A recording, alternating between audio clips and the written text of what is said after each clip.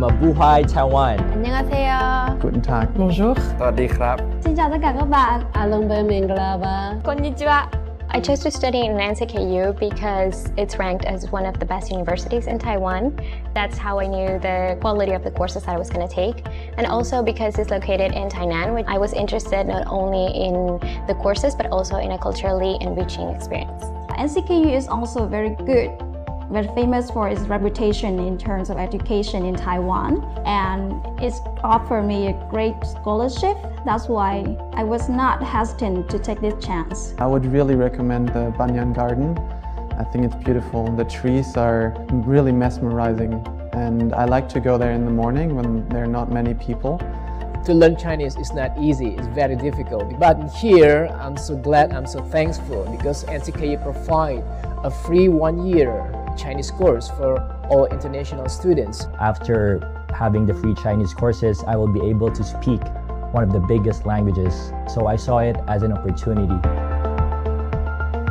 NCKU gave me the opportunity to choose my own scholar paths, help me to specialize myself, the courses I like. It's provided me to enjoy learning every day.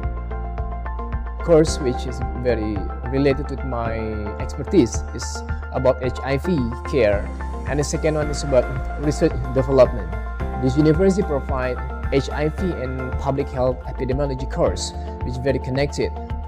I really love the library. It's a top-class library. It's beautiful from the outside. Just the walk there is very, very nice. A lot of trees, very pleasant. Magic School of Green Technology impressed me the most because the zero carbon emission that it achieved, and it was one of the first buildings in Asia.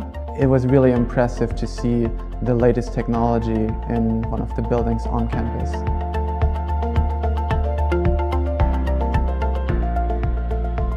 They give you really, really strong and impactful research, but they also allow you to feel like you're part of a bigger community.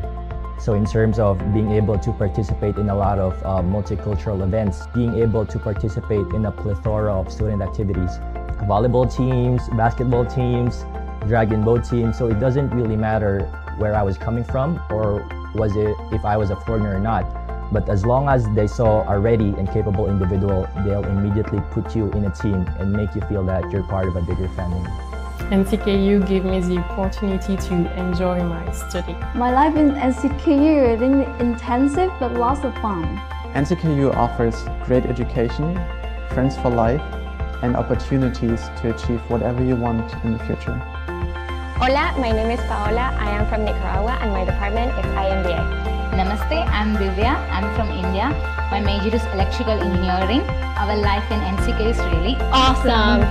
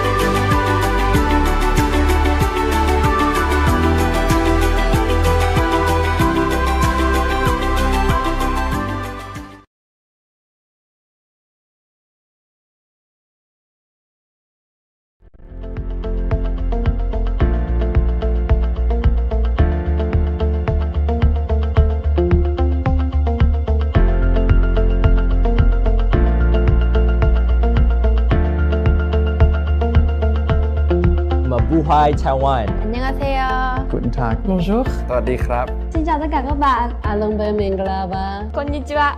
I chose to study in NCKU because it's ranked as one of the best universities in Taiwan. That's how I knew the quality of the courses that I was going to take. And also because it's located in Tainan, which I was interested not only in the courses but also in a culturally enriching experience. NCKU is also very good, very famous for its reputation in terms of education in Taiwan, and it's offered me a great scholarship. That's why I was not hesitant to take this chance. I would really recommend the Banyan Garden. I think it's beautiful. The trees are really mesmerizing, and I like to go there in the morning when there are not many people. To learn Chinese is not easy, it's very difficult. But here, I'm so glad, I'm so thankful because NCKU provide a free 1-year Chinese course for all international students. After having the free Chinese courses, I will be able to speak one of the biggest languages. So I saw it as an opportunity. NCKU gave me the opportunity to choose my own scholar paths, help me to specialize myself, the courses I like. It's provide me to enjoy learning every day. Course which is very related with my expertise is about HIV care, and the second one is about research development. This university provides HIV and public health epidemiology course, which is very connected. I really love the library. It's a top-class library. It's beautiful from the outside. Just the walk there is very, very nice. A lot of trees, very pleasant. Magic School of Green Technology impressed me the most because the zero carbon emission that it achieved, and it was one of the first buildings in Asia.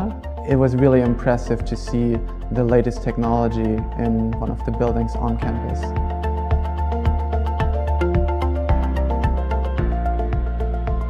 They give you really, really strong and impactful research, but they also allow you to feel like you're part of a bigger community. So in terms of being able to participate in a lot of multicultural events, being able to participate in a plethora of student activities, volleyball teams, basketball teams, dragon boat teams. So it doesn't really matter where I was coming from or was it if I was a foreigner or not. But as long as they saw a ready and capable individual, they'll immediately put you in a team and make you feel that you're part of a bigger family. NCKU gave me the opportunity to enjoy my study. My life in NCKU is intensive but lots of fun. NCKU offers great education, friends for life, and opportunities to achieve whatever you want in the future. Hola, my name is Paola. I am from Nicaragua and my department is IMBA. Namaste, I'm Divya. I'm from India. My major is electrical engineering. Our life in NCK is really Awesome!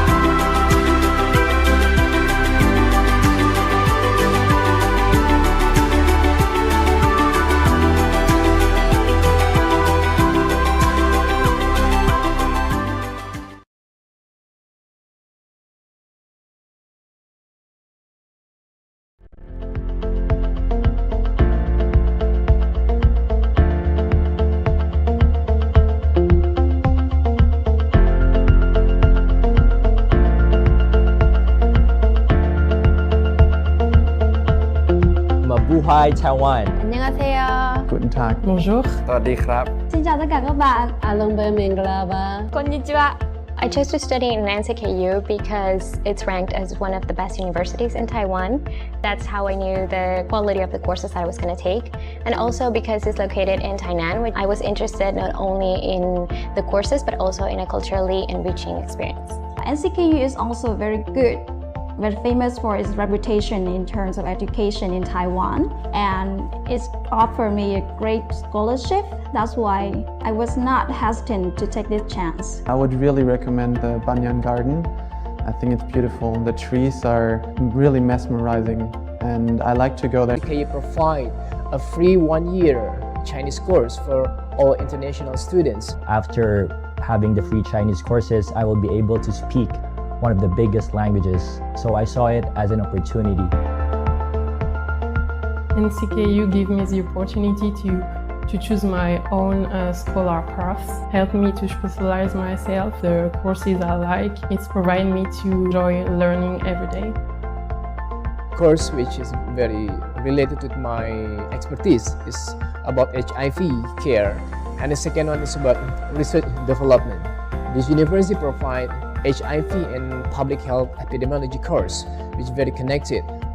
I really love the library. It's a top-class library. It's beautiful from the outside. Just the walk there is very, very nice. A lot of trees, very pleasant. Magic School of Green Technology impressed me the most because the zero carbon emission that it achieved, and it was one of the first buildings in Asia. It was really impressive to see the latest technology in one of the buildings on campus.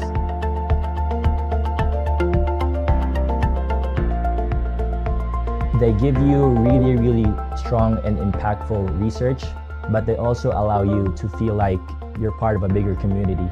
So in terms of being able to participate in a lot of multicultural events, being able to participate in a plethora of student activities, volleyball teams, basketball teams, dragon boat teams. So it doesn't really matter where I was coming from or was it if I was a foreigner or not. But as long as they saw a ready and capable individual, they'll immediately put you in a team and make you feel that you're part of a bigger family. NCKU gave me the opportunity to enjoy my study. My life in NCKU is intensive but lots of fun. NCKU offers great education, friends for life, and opportunities to achieve whatever you want in the future. Hola, my name is Paola. I am from Nicaragua and my department is IMBA. Namaste, I'm Divya. I'm from India. My major is electrical engineering.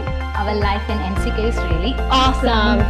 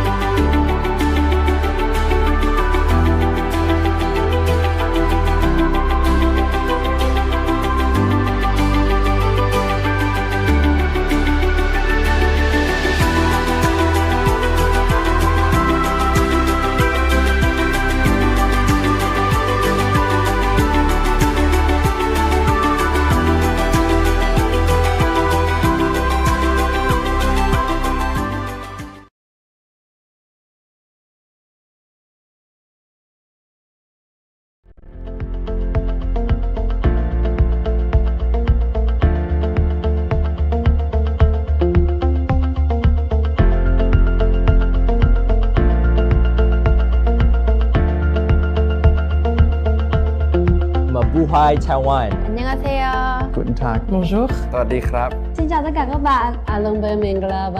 Konnichiwa. I chose to study in NCKU because it's ranked as one of the best universities in Taiwan. That's how I knew the quality of the courses that I was going to take. And also because it's located in Tainan, I was interested not only in the courses but also in a culturally enriching experience. NCKU is also very good, very famous for its reputation in terms of education in Taiwan, and it's offered me a great scholarship. That's why I was not hesitant to take this chance. I would really recommend the Banyan Garden.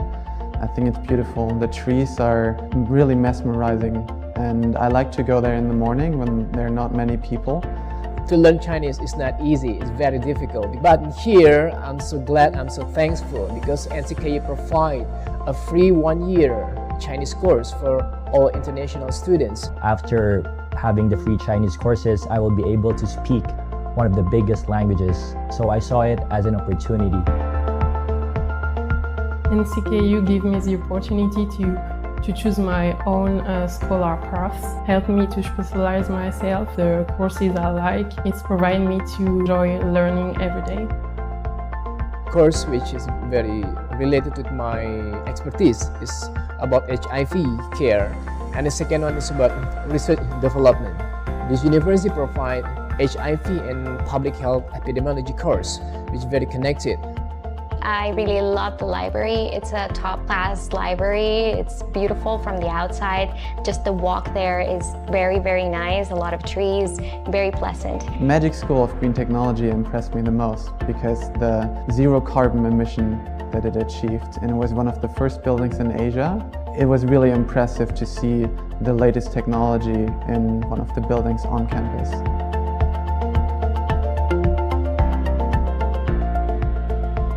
They give you really, really strong and impactful research, but they also allow you to feel like you're part of a bigger community. So in terms of being able to participate in a lot of multicultural events, being able to participate in a plethora of student activities, volleyball teams, basketball teams, dragon boat teams. So it doesn't really matter where I was coming from or was it if I was a foreigner or not. But as long as they saw a ready and capable individual, they'll immediately put you in a team and make you feel that you're part of a bigger family. NCKU gave me the opportunity to enjoy my study. My life in NCKU is really intensive but lots of fun. NCKU offers great education, friends for life, and opportunities to achieve whatever you want in the future.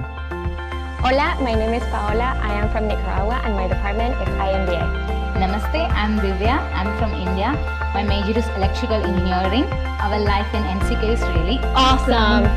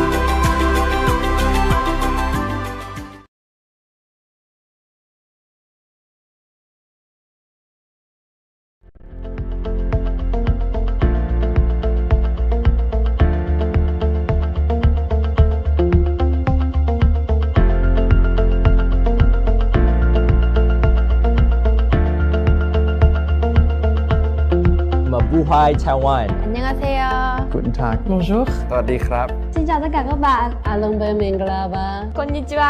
I chose to study in NCKU because it's ranked as one of the best universities in Taiwan. That's how I knew the quality of the courses I was going to take. And also because it's located in Tainan, I was interested not only in the courses but also in a culturally enriching experience. NCKU is also very good, very famous for its reputation in terms of education in Taiwan, and it's offered me a great scholarship. That's why I was not hesitant to take this chance. I would really recommend the Banyan Garden. I think it's beautiful. The trees are really mesmerizing, and I like to go there in the morning when there are not many people. To learn Chinese is not easy, it's very difficult. But here, I'm so glad, I'm so thankful because NCKU provide a free 1-year Chinese course for all international students. After having the free Chinese courses, I will be able to speak one of the biggest languages. So I saw it as an opportunity. NCKU gave me the opportunity to choose my own scholar paths, helped me to specialize myself, the courses I like. It's provided me to enjoy learning every day. Course which is very related with my expertise is about HIV care, and the second one is about research development. This university provides HIV and public health epidemiology course, which is very connected. I really love the library. It's a top-class library. It's beautiful from the outside. Just the walk there is very, very nice. A lot of trees, very pleasant. Magic School of Green Technology impressed me the most because the zero carbon emission that it achieved, and it was one of the first buildings in Asia. It was really impressive to see the latest technology in one of the buildings on campus.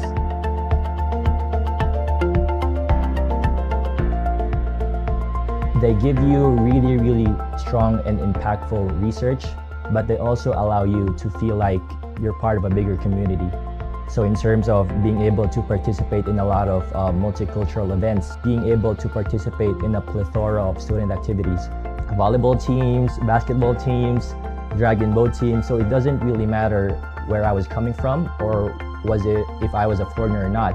But as long as they saw a ready and capable individual, they'll immediately put you in a team and make you feel that you're part of a bigger family. NCKU gave me the opportunity to enjoy my study. My life in NCKU is really intensive but lots of fun. NCKU offers great education, friends for life, and opportunities to achieve whatever you want in the future. Hola, my name is Paola. I am from Nicaragua and my department is IMBA. Namaste, I'm Divya. I'm from India. My major is electrical engineering. Our life in NCK is really awesome.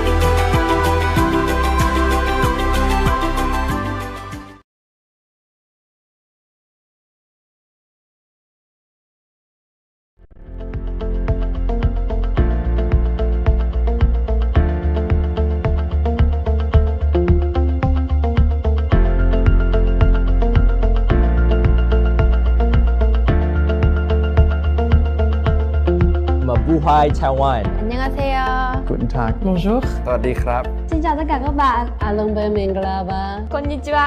I chose to study in NCKU because it's ranked as one of the best universities in Taiwan. That's how I knew the quality of the courses that I was going to take. And also because it's located in Tainan, I was interested not only in the courses but also in a culturally enriching experience.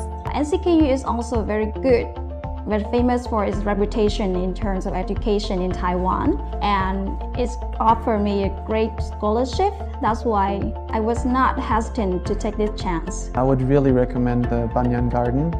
I think it's beautiful. The trees are really mesmerizing, and I like to go there in the morning when there are not many people.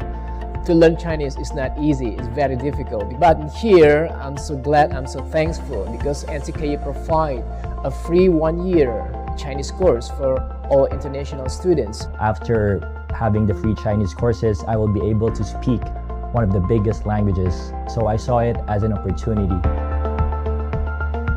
NCKU gave me the opportunity to choose my own scholar paths, help me to specialize myself, the courses I like. It's provided me to enjoy learning every day. Course which is very related with my expertise is about HIV care, and the second one is about research development. This university provides HIV and public health epidemiology course, which is very connected. I really love the library. It's a top-class library. It's beautiful from the outside. Just the walk there is very, very nice. A lot of trees, very pleasant. Magic School of Green Technology impressed me the most because the zero carbon emission that it achieved, and it was one of the first buildings in Asia. It was really impressive to see the latest technology in one of the buildings on campus.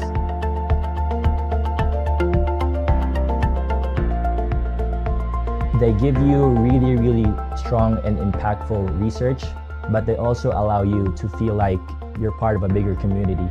So in terms of being able to participate in a lot of multicultural events, being able to participate in a plethora of student activities, volleyball teams, basketball teams, dragon boat teams, so it doesn't really matter where I was coming from or was it if I was a foreigner or not. But as long as they saw a ready and capable individual, they'll immediately put you in a team and make you feel that you're part of a bigger family. NCKU gave me the opportunity to enjoy my study. My life in NCKU is really intensive but lots of fun. NCKU offers great education, friends for life, and opportunities to achieve whatever you want in the future.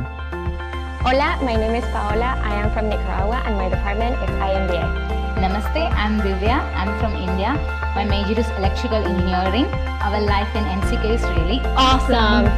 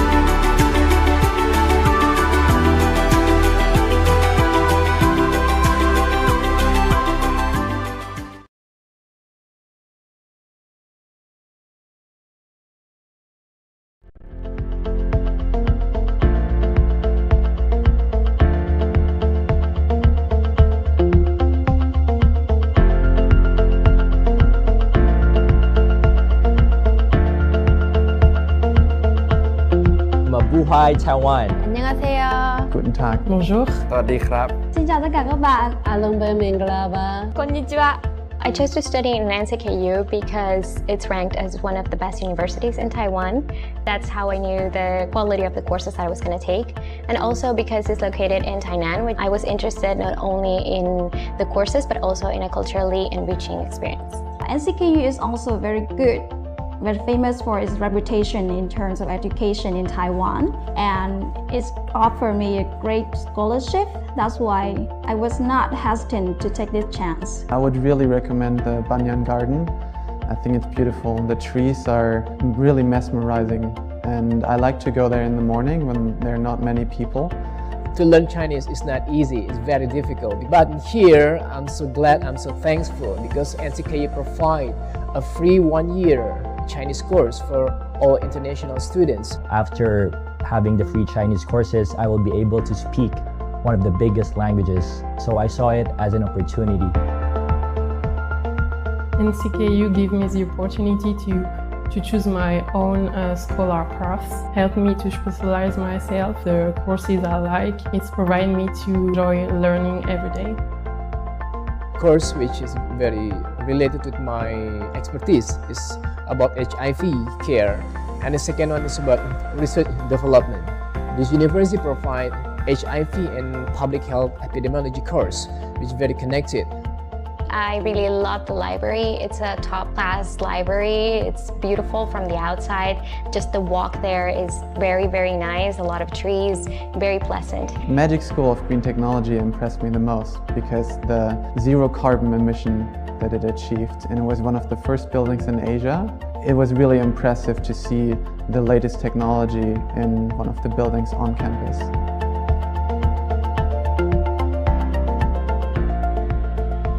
They give you really, really strong and impactful research, but they also allow you to feel like you're part of a bigger community. So in terms of being able to participate in a lot of multicultural events, being able to participate in a plethora of student activities, volleyball teams, basketball teams, dragon boat teams. So it doesn't really matter where I was coming from or was it if I was a foreigner or not. But as long as they saw a ready and capable individual, they'll immediately put you in a team and make you feel that you're part of a bigger family.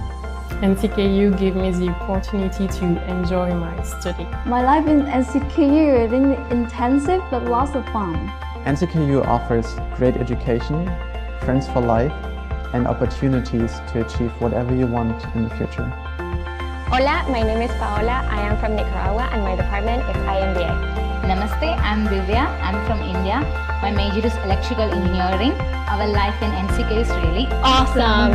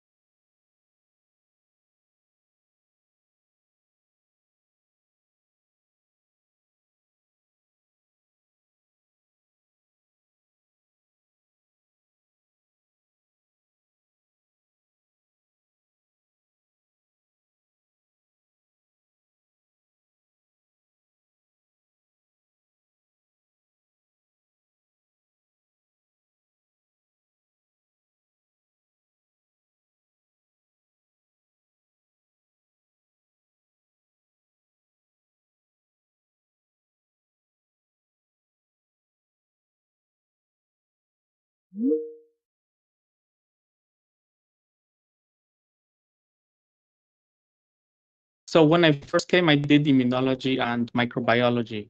So at that time, I didn't know what to study, but I went with what was uh, first. I just tried to see what was at the time like being like heavily invested, like Taiwan was investing in what projects.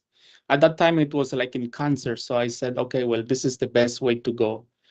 Yeah, so that's why I ended up in the field of T cells. So right now, my research is basically looking at these T cells in cancer patients in various cancers. So our goal is to try to see how we can manipulate these immune cells to maybe develop therapeutics for cancer patients.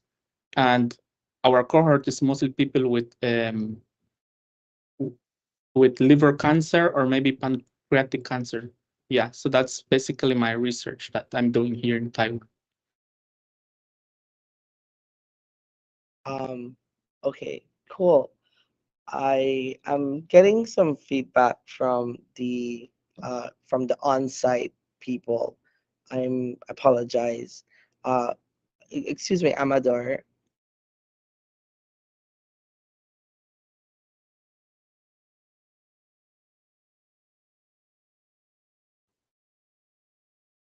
Go ahead, you can continue. You want us to continue continue, or you want us to pause for the ambassadors? You can continue your segment. Okay, okay. I apologize for the confusion. Okay, and the next panelist that I want to introduce to everyone is uh, Dr. Cruz. And I'm sure many of us who got into the medical field somehow saw a medical drama and are like, oh, that's what I want to do. I want to save lives like Dr. House or Dr. Gray. And it's what sparked our interest probably in the medical field.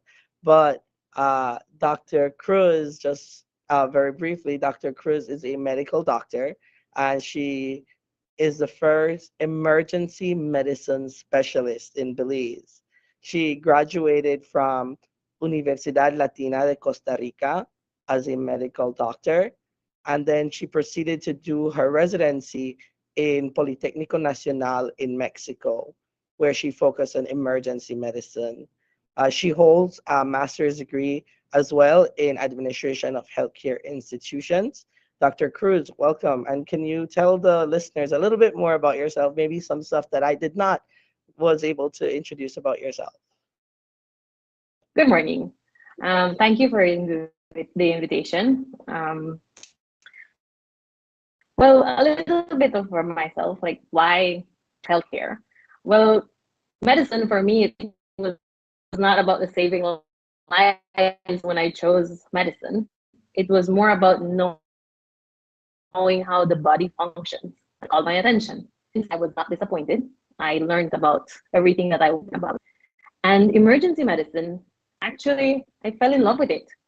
I came back home after doing medicine in Costa Rica, and I started working as a general practitioner, and I was lucky enough to be sent to the emergency department of Carl Huchner. And being there and being set in the position where I had to be seeing these patients, I started studying it, and a passion for emergency medicine developed little by little. And that's when I decided to go and study. And well, yes, I am the first. Right now, the only emergency medicine specialist in the country, but hopefully there's going to be some more coming in very, very soon so that I can have some help. It is very challenging being the first, intimidating at some point, but I think I have worked a lot. And the funny thing is I finished just in time when the pandemic was starting. So it was a very challenging time to finish emergency and come back to the Belize.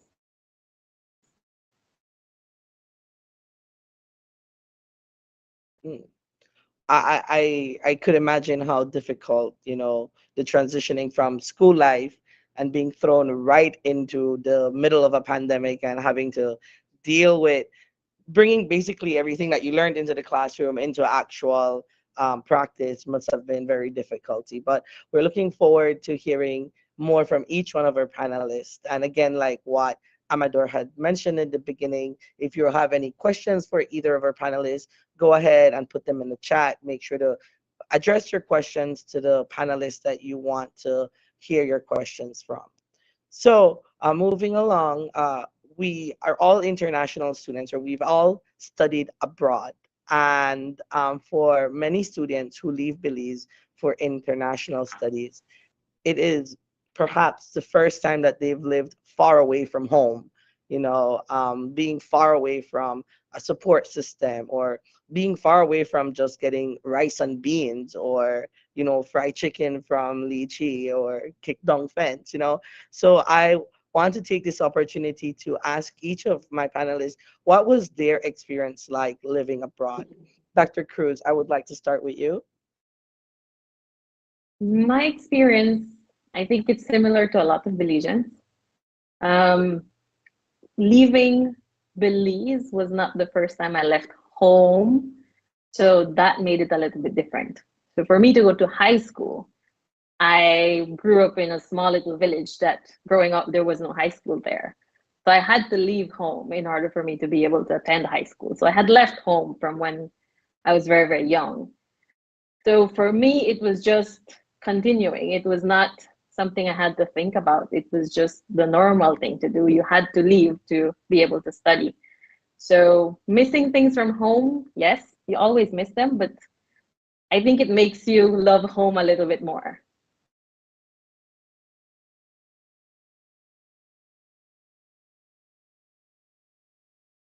Definitely, that's true. you live so long outside of home that when you go back home, you just savor the food that your mom makes, or you savor the interactions with your family just a little bit more. I totally agree. Next, both of these two panelists lived in Taiwan, and I'm currently in Taiwan, so I might be able to share the similarities with their experiences. But from your guys' point of view, what was living in Taiwan, or what was that shift from Belize and what we are accustomed to in Belize to just Taiwan, and looking at what life here really means, and the difference in the Belizean culture, the Belizean lifestyle compared to that of the Taiwan culture. I will go ahead and start with you, Miss McKinn, if that's okay. Yeah, so I honestly, I wish I had Mrs. Cruz previous experience because going to Taiwan was my first time leaving home. First time ever. Even going to university, my mother was like, "You're going to travel from Dangriga to Belmopan every day. You're not staying at Belmopan." So going to Taiwan was the first time leaving home, and it was challenging. You know, the culture is very different. The use of technology is more advanced out in Taiwan, and you're meeting so many different people, getting accustomed to the area, getting accustomed to the transportation, the food. And so it was a very hard time for me because I was homesick. I think one of the biggest blessings was that the door manager that I was assigned to, she really took us under her wing during those first couple of months to show us around, where to do X, Y, and Z, how to get certain things done, what courses she recommended. So I kind of had a little bit of help in terms of that. The only thing for me was the food. The food took a while. Like you said, I mean, the rice and beans. Oh my God. So it took a while with the food, but after getting settled in, I think after like 2 or 3 months, I pretty much knew how to get around. Okay, that's good. So did you ever get acclimatized to the stinky tofu? I left that country and I only smelled stinky tofu. Well, Never tried it. well, hopefully, Dr. Pook could share on his experience, and maybe he can tell us if he has, or if he enjoys eating stinky tofu for that matter. Yeah, well, I have adapted to Taiwan. I have been here for 9 years. Yeah, 9 years. But I think I adapted quick because when I came here, I was lucky enough to have get the mentorship. I was always bothering Mr. Ramos, Danny Ramos, who was in Tainan currently, and Clyde Aldana, who was here. So I was always asking them, "Hey, what's the life there? What should I bring? How's stuff like that." So when I came here, I already knew more or less what to expect. So I think that's the advantage that Belizeans will new coming students have now, that because of this forum, we can guide them. There's a roadmap for them. But apart from the food, I got adapted to the food very quick.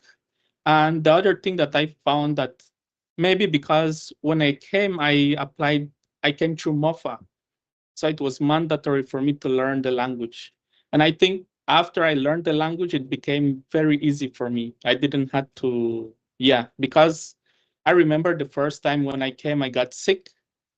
Finding a hospital and communicating was yeah, that was very, very awful. But after a while, then I progressed through the language center and everything and learning the language. I think you see the Taiwan differently. So I think that's a big advantage that I have. But apart from that, I think, yeah, Taiwan food, the climate, it's fine. Yeah, and I love the food. So yeah, I'm still here. I got married here and I'm working here. But of course, returning to Belize is still on the table, maybe in the near future. Yeah.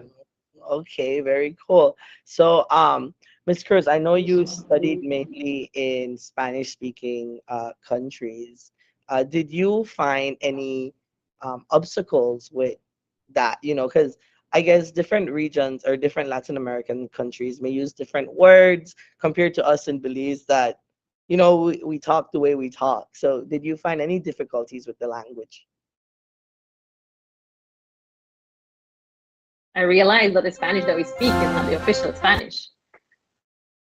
So I had to learn to speak proper Spanish, just as how we had to learn to speak proper English. I had an advantage there because I love to read, and at some point, and reading in Spanish instead of reading novels in English. I read them in Spanish, so the written part was that's yet there was an accent when presenting, and at university, there were some professors who were not very nice when you're presenting and you have an accent, but that just challenged me to be better and to learn to get rid of the accent. I guess that's the main thing. And a follow-up question, were because I know you did medicine, were your classes all in Spanish, or was there an opportunity for you to have some English courses as well in your career? The only English courses that I had were the English courses. So I had to take English classes, part of the career thing. But everything else was in Spanish. The hospital, everything was in Spanish. In both scenarios, when I did a specialty and when I did general medicine. Okay. And how about you, Miss McKin and Dr. Pook? Because I know Taiwan sometimes tends to integrate a little bit of Chinese class and a little bit of English classes. What was your study like? What was the classes like, so that our viewers have more of an understanding of what they're getting should they decide to go into our field? Dr. Pook, could you share? Well, yeah, there some programs they're like full English and some of them are Mandarin. But the ones that are in Mandarin, the English, like for example, the PowerPoints, the book are all in English. So so you have two options. Either you try to learn the Mandarin and try to learn and listen in class while the lecture is going on, or you can try to study by yourself, or you can do both and try to get through the class. So that's the advantage that all the PowerPoints and books are in English. And also you can also have like one-on-one consultation with most professors. They're open to it. So you can say, hey, my Chinese is not good, or maybe I don't know, but can you give me extra work, or can I do extra projects or stuff like that? Or sometimes ask for the final exams and midterms like in English. So it's very flexible, actually. Yeah. And what about you, Miss McKin? What, because I know you studied in Taipei, so Taipei tends to be a little bit more English forward compared to other parts of Taiwan where they try to exclusively try Chinese. What was your classes like? Well, all my classes were in English completely. There were some classes whereby we had Taiwanese students along with us, and even then, they still taught in English. But I wish that we had the opportunity to at least have a year of Mandarin before, because I realized the differences between the programs when they were taught in Mandarin versus when they were taught in English. So I feel like the Taiwanese got a bit more of a more comprehensive, teaching compared to us that were strictly English. Okay.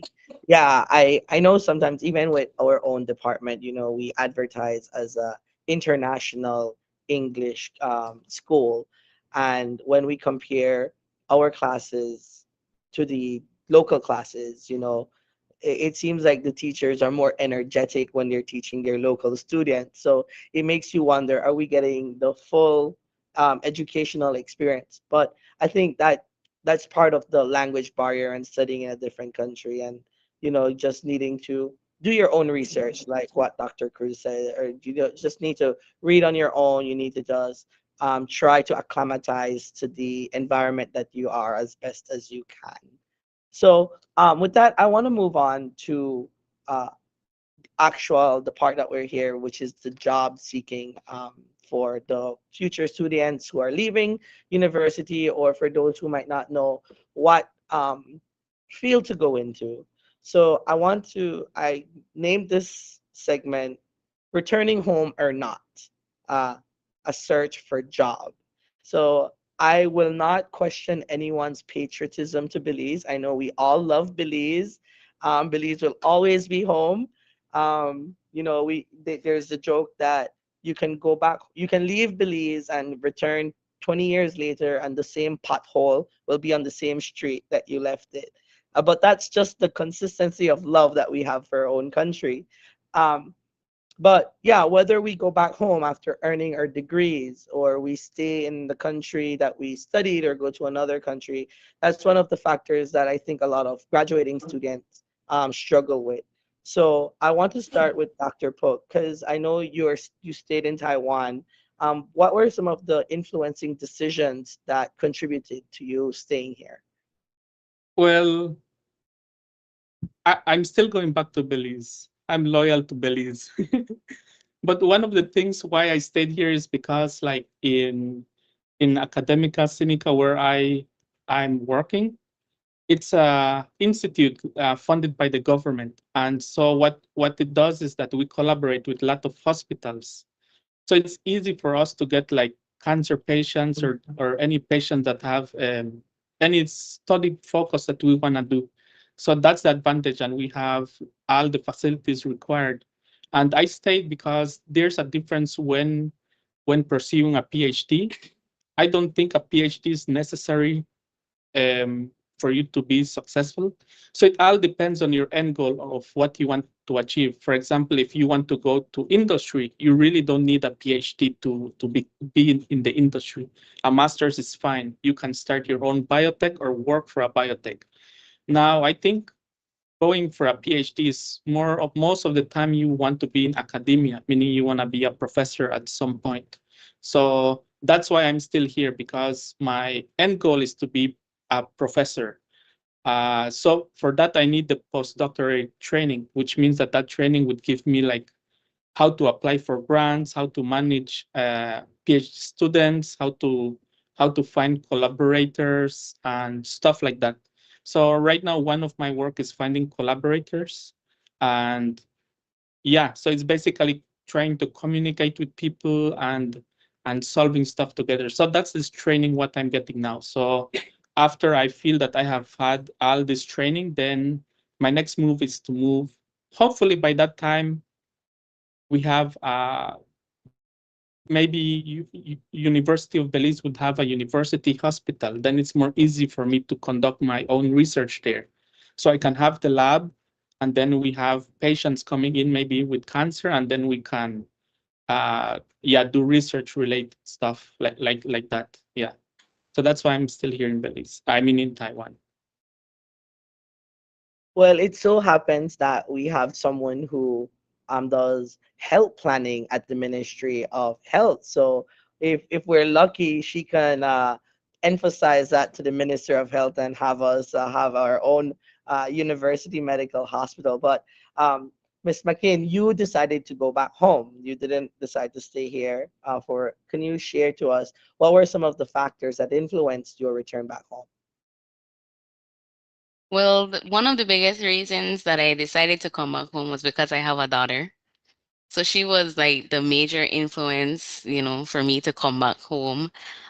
In addition to that, I think a few weeks before I was supposed to leave Taiwan, there was a job posting on the Ministry of Public Service webpage that they were hiring for health planners.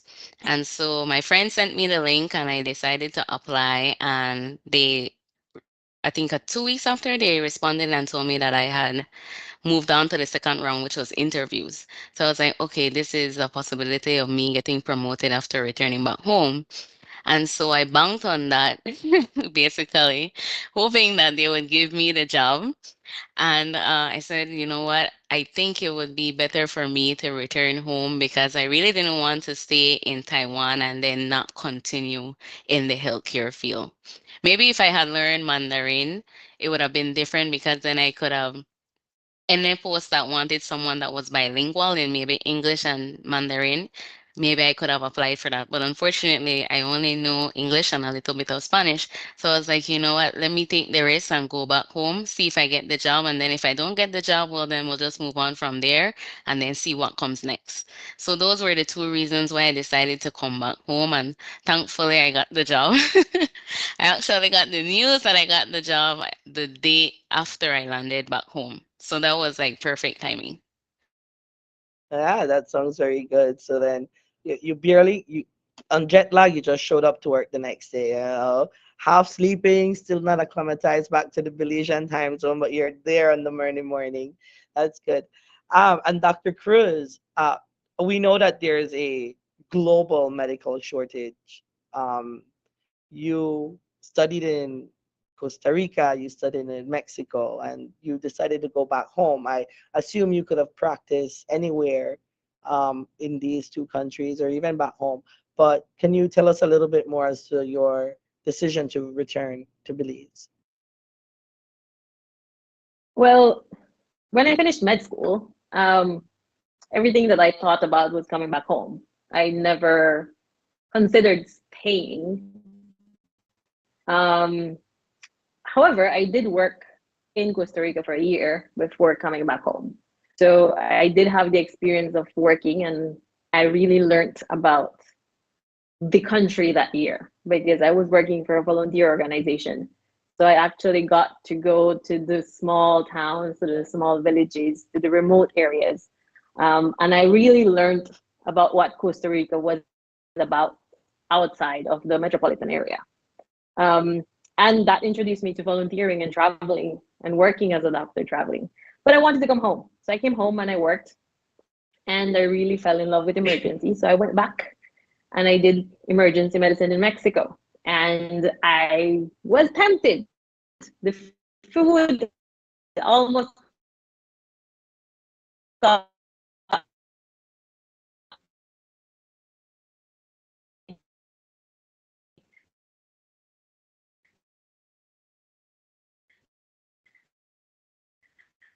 um, in blockage all over. But speaking with some colleagues, I realized that the same job that I would go and do in MSF elsewhere is the same job I can do here in my country. I have not discarded the possibility of leaving. There's always a world out there. But right now, I'm happy to be back home, and I'm happy to have give back a little bit of what I've learned. And it's home. You can Right. ceviche on the beach. Right. Yeah. The fact that it's always home, I think, helps a little bit. And while I have you, Dr. Cruz, I want to ask specifically about you returning back home now, and finding the job. So, what complications, if any, did you have in securing your position back home? Well, to start with, I'm the only doctor in my family, so I don't have any connections. When I came back, I didn't have any connections. I didn't know anyone. That was difficult, but I I had a second option. I could have gone back to Costa Rica. So that gave me the opportunity to just search for a job. It took some time, but I always had a backup plan. So I guess finding out the paperwork is important before we come back. Finding out what paperwork we need to do, because sometimes we come back and we're here and we don't know what is the paperwork that we need. So we need to go back and get them, or try to get some friends to get it for us. I think that is something that is important. The documentation is really important for us to find out what we need. And I would even say that even before we decide to go study medicine, we should find out if it is going to be recognized, or what we have to do for it to be recognized in Belize. Because for both Costa Rica and Mexico, there are guidelines that you have to follow for it to be recognized there. So each country has their guidelines, and finding out what special exams you have to do before you go there helps to not get frustrated because you already know what you're going to. But that's basically what we had. And then for the job search, well, in medicine in Belize, you either work for Ministry of Health, for Carl Kushner, or for the private. So you don't really have many options. When I came back as a general practitioner, I knew I wanted to do a specialty. So I had to be at the place where I would learn more. And well, as an emergency medicine specialist, the national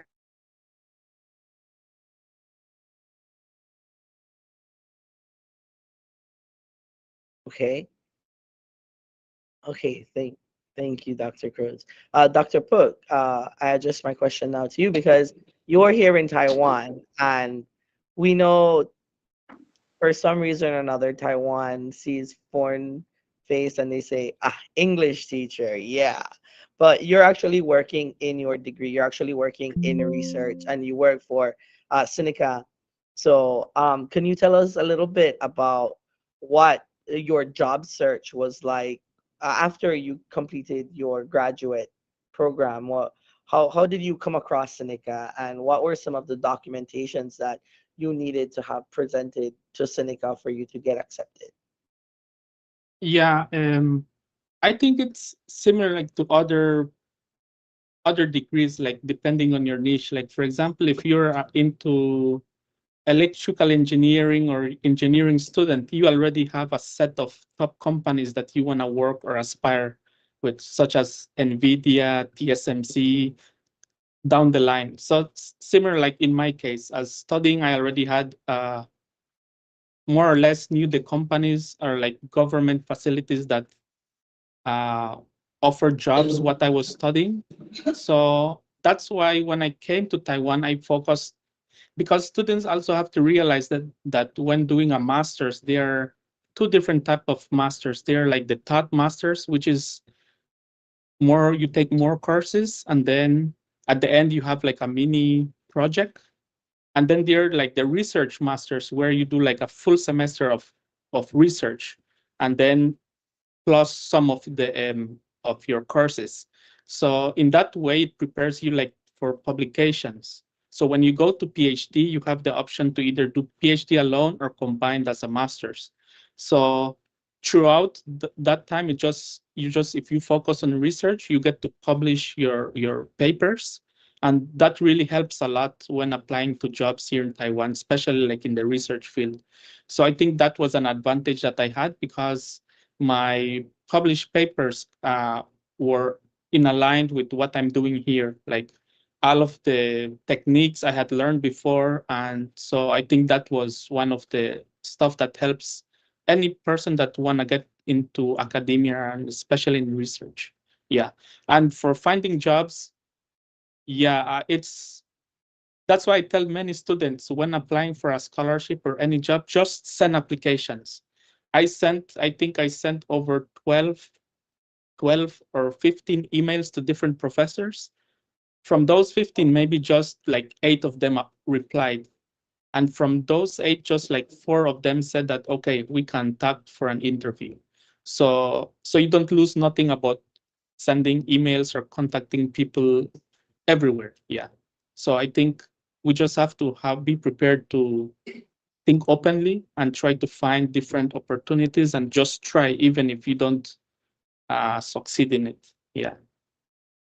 Okay, yeah, and I kind of did when I was looking up the panelists. I noticed that I counted your publications, and I think you have somewhere around 13, maybe 12, 13 publications. So I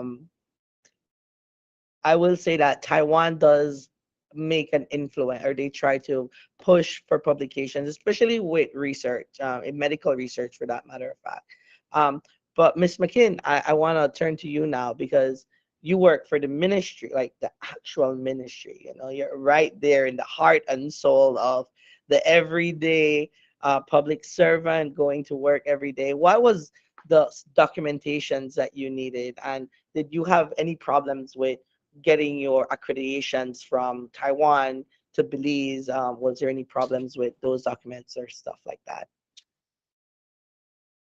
There wasn't any problem in regards to the documentation. I just needed to get my degree notarized and certified before leaving Taiwan. And so when I came back to Belize, I had to resubmit that document along with some other papers like my study leave approval letter, the ICDF scholarship. So I had to resubmit those along with the degree. I think it's because of our diplomatic relationship with Taiwan that the government readily accepts your degree. So I didn't have any problem with them accepting my degree. What also gave me the additional push was the fact that I gained experience before leaving for Taiwan. So I was already working as a nurse at the Southern Regional Hospital, and that kind of gave me the push and showed them that I had the experience to match the degree. And I think that's what a lot of people or students forget is that sometimes you need, or a lot of times you need that experience with the degree. You have to be able to understand how your healthcare system works for you to then be able to compare and contrast the differences between Belize's healthcare system and Taiwan healthcare system. And I think going out there and learning, visiting from my university hospital, I saw how you can implement a lot of the things that they were doing out there easily here. So right now, at the Ministry of Health as a health planner, I focus a lot on strategic planning, policy development. We do a lot of proposal and grant writings because we do partner with PAHO and World Health and World Bank and IDB. And so all of these international organizations push you or push us rather the Ministry of Health for us to come up with initiatives and programs for us to improve the healthcare system in Belize. Specifically for me, I'm assigned to the human resource portfolio for the Ministry of Health. And so right now we're in talkings with PAHO for us to develop a human resource strategic plan for the next 10 years of Belize. And so listening to Dr. Pook and Dr. Cruz and hearing what they have learned and hearing their contributions on this forum already gives me an insight as to how we're going to be guiding that conversation as we go along. Okay, very good. So soon we might be seeing in Taiwan. I don't know if it's only a Taipei thing, but in any hospital that I go in Taipei, they always have the vital sign check. You get your blood pressure, your temperature, everything's done by a machine. So should we expect something like that in Belize soon? Are you putting that in one of your grants, in one of your proposals? Yes, and just a little secret, I am drafting a emergency triage policy for Ministry of Health. Now that I have been introduced to Dr. Cruz, I would love her input on it. But I did mention that same vital signs area because I was like fascinated with the fact that like you can go in as a nurse, right? I'm thinking as a nurse that patients can go in, do their own vital signs, and it kind of cuts the workload for us. But I did tell the directors that it's going to come with a little bit of education and awareness and getting the Belizean public used to doing certain things like that. Yes, yes. And also the fact that in the Taiwan hospitals, there's always a lot of um, volunteers. So if you don't know how to use a machine, they're always there. And I think that is something that um, our medical or our community, Belize and a whole, could start integrating, not only relying on nurses and doctors and people who are paid to be there, but we can also have other members of the community to volunteer their time, and try to make it more of a inclusive community when it comes to healthcare. Okay, and because we're down to 7 minutes, we need to wrap up a little bit. I know we're having such a good discussion, but I want to go ahead and ask about so you had said that I want to go back to you, Ms. McKinn, because I want to ask. So, do you think it's necessary for students who might to want to get into the role of working at headquarters at the ministry to have a master's or a PhD? Do you feel that it's necessary at that level of education? I don't think a PhD is necessary at this current moment. I do feel like a master's degree or two could be beneficial. Since returning, yes, I have my master's degree, but I've enrolled in 4 or 5 online courses because, like I said, we're doing policy development, and it's a new position, it's a new career for me, so I have to make sure that I have all the skills necessary, and so learning never stops.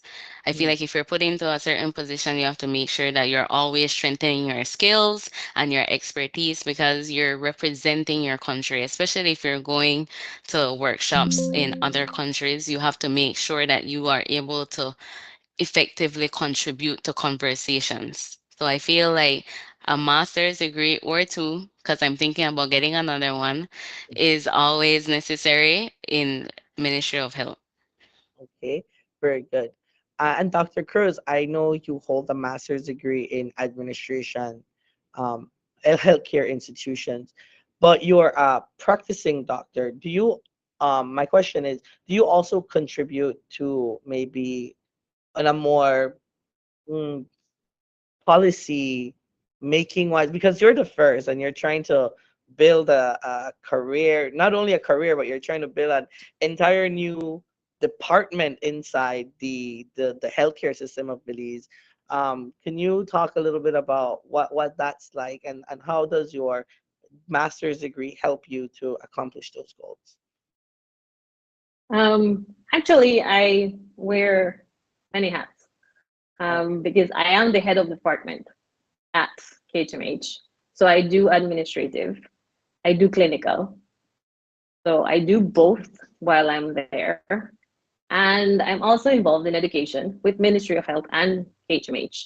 So I have been actually training at Ministry of Health level. Um, I have been training basic emergency care to nurses and doctors all over the country. Because if I can build emergency care in the country, then the amount of patients that arrive to KHMH in a critical conditions are less. So I have been doing both. So I've been using both knowledges, and policy writing is something that I have been doing because part of what I did was quality improvement and how we can work on those processes. So I have already written updated our triage policy, not written it. I updated our one, and I have a draft for something for outside just in case someone would ask, because I've been working along with all of them. I also do teaching. So I teach medical interns at KHMH. So I wear many hats and I try to juggle with all of them. All right, good. And so, like Miss McKin said, she would look forward to working with you, so that maybe that's a collaboration that we can see happening here. So very good. Dr. Pook, I want to address my question to you now because I know you said that right now you're in Taiwan because of the availability of coming across, getting samples, medical samples, and you said that you hope that later on in the future we can have our own medical hospital, our own research facility in Belize. Could you explain, or could you maybe, based on your job role in Seneca, could you describe what would a research lab look for Belize? Yeah, because it has to do a lot with when we do like clinical trials, there's a lot of laws that we have to follow. So that's one thing that I think the Ministry of Ms. McKin can, yeah, see how we can get those laws that protects the patients. So once that is established, then companies can be built in Belize, like hospitals or research facilities. But for example, my work is with cancer. So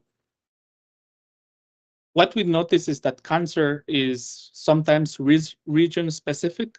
And one of the things is that there are many factors that contribute to cancer. So what the cancer, like maybe pancreatic cancer that is here in Taiwan, it's really, really different from how it starts in the US or maybe somewhere in Africa.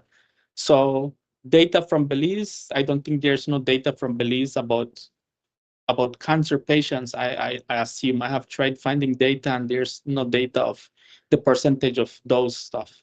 So in my view is that when I go to Belize, we have the lab facilities, so we have students, we train them.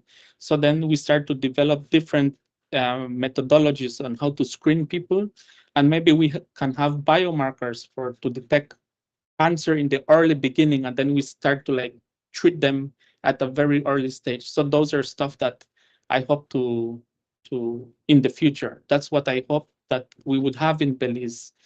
And for example, the other thing is that for certain cancer diagnosis, we can do that in Belize. We don't have to send out the samples out of Belize.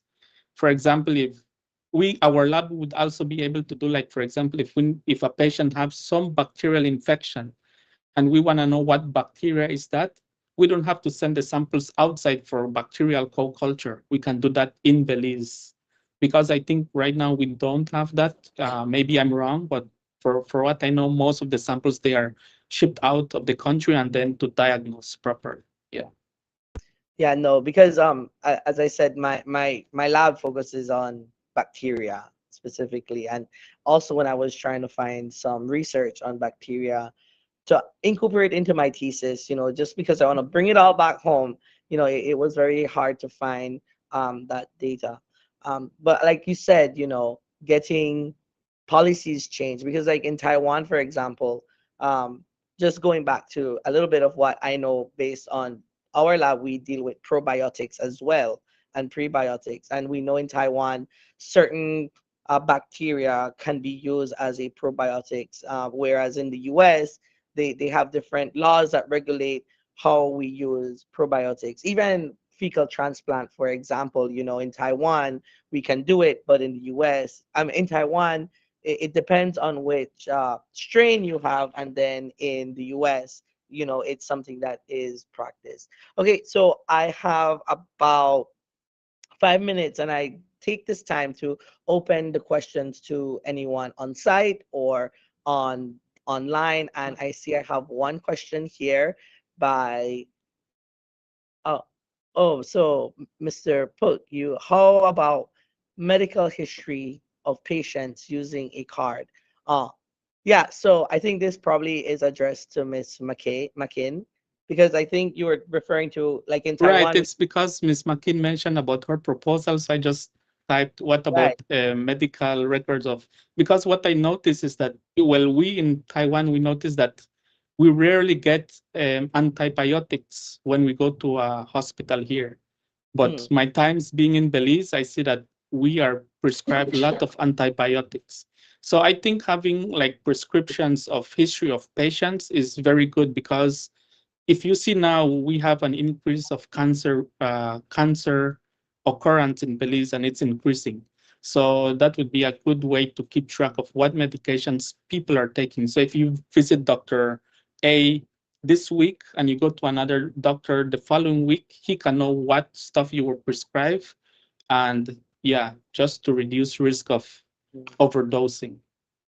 Yeah, and I know Ms. McKin, probably in your lectures or in your education system, we know that Taiwan plays their NHI, heavily relies on their NHI card, and just keeping that data there. Do you have any comments that you would like to add before we close off? We do currently have the BHIS system within Ministry of Health. So if you visit any hospital or clinic, there is the BHIS record. Many professionals within the organization have already suggested the use of the electronic card. So that has been in the works. And in regards to cancer and diagnosing cancer within Belize, we have begun the groundwork to improve the process, because we are able to diagnose in Belize since we have an oncologist at KHMH. So we do have somebody that can diagnose. However, the process for a patient to get diagnosed is very tedious, and so we're evaluating our process right now so that we can shorten it and improve it, so that we can develop a cancer registry within Belize. So we are doing groundwork as we speak. All right. And so, Amador, is there anyone on site that has a question?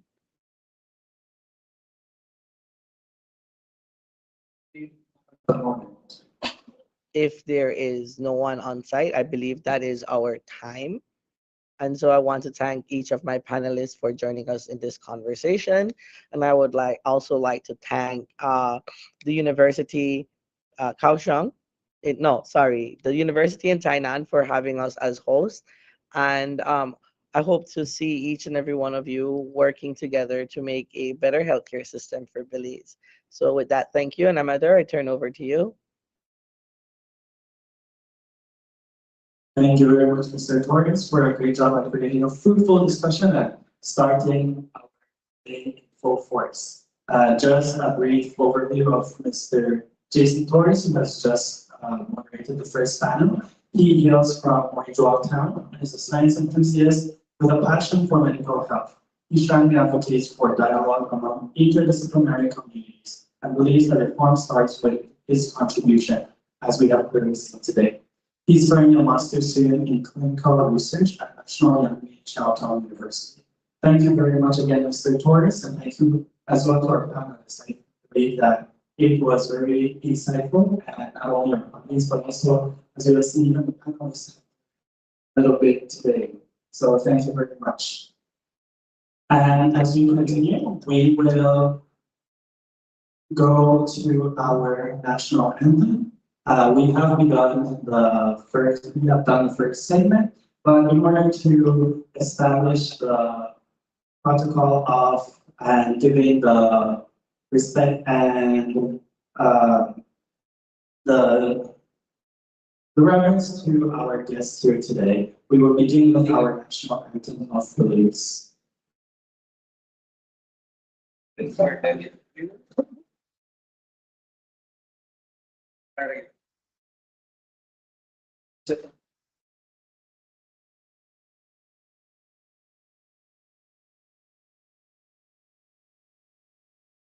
Up.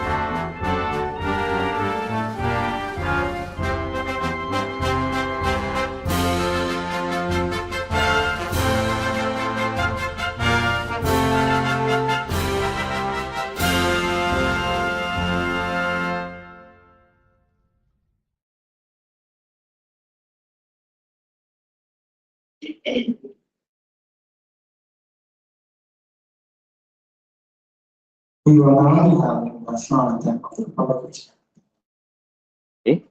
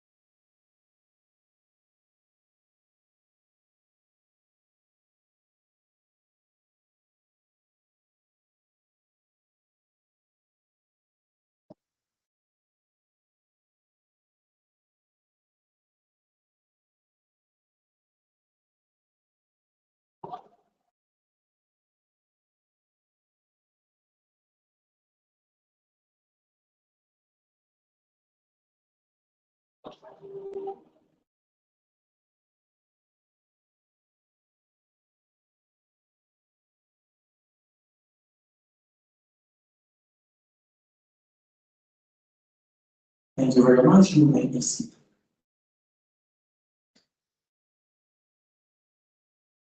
Today, we have the privilege of being joined by two distinguished guests. On behalf of our steering committee, we would like to thank you for attending and sharing your valuable time with us.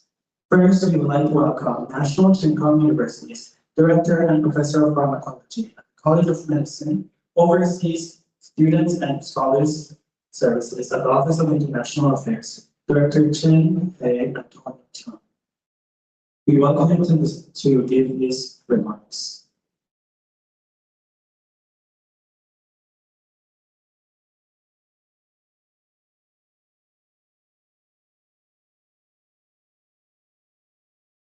So, good morning, ambassadors, ladies and gentlemen. Welcome to the National Chincom Universities. And on behalf of the university, I would like to extend my warm welcome to the Belize Career Board 2024. I think the relationship between Belize and Taiwan is not just of normal friendship, also of mutual respect and collaborations. And by hosting this event today, actually shows the university's commitment in fostering international collaborations and establishing international partnerships. We think that definitely by working together, we can definitely make the world a better place. And at the same time, I would like to share with our guests here today and our guests online that the National Chincom University is also one of the official partners of the National Development Council in promoting the cool Taiwan Employment Gold Card. So the establishment of Taiwan Employment Gold Card is to attract and to retain the international professionals to work in Taiwan. So if you would like to know more information about it,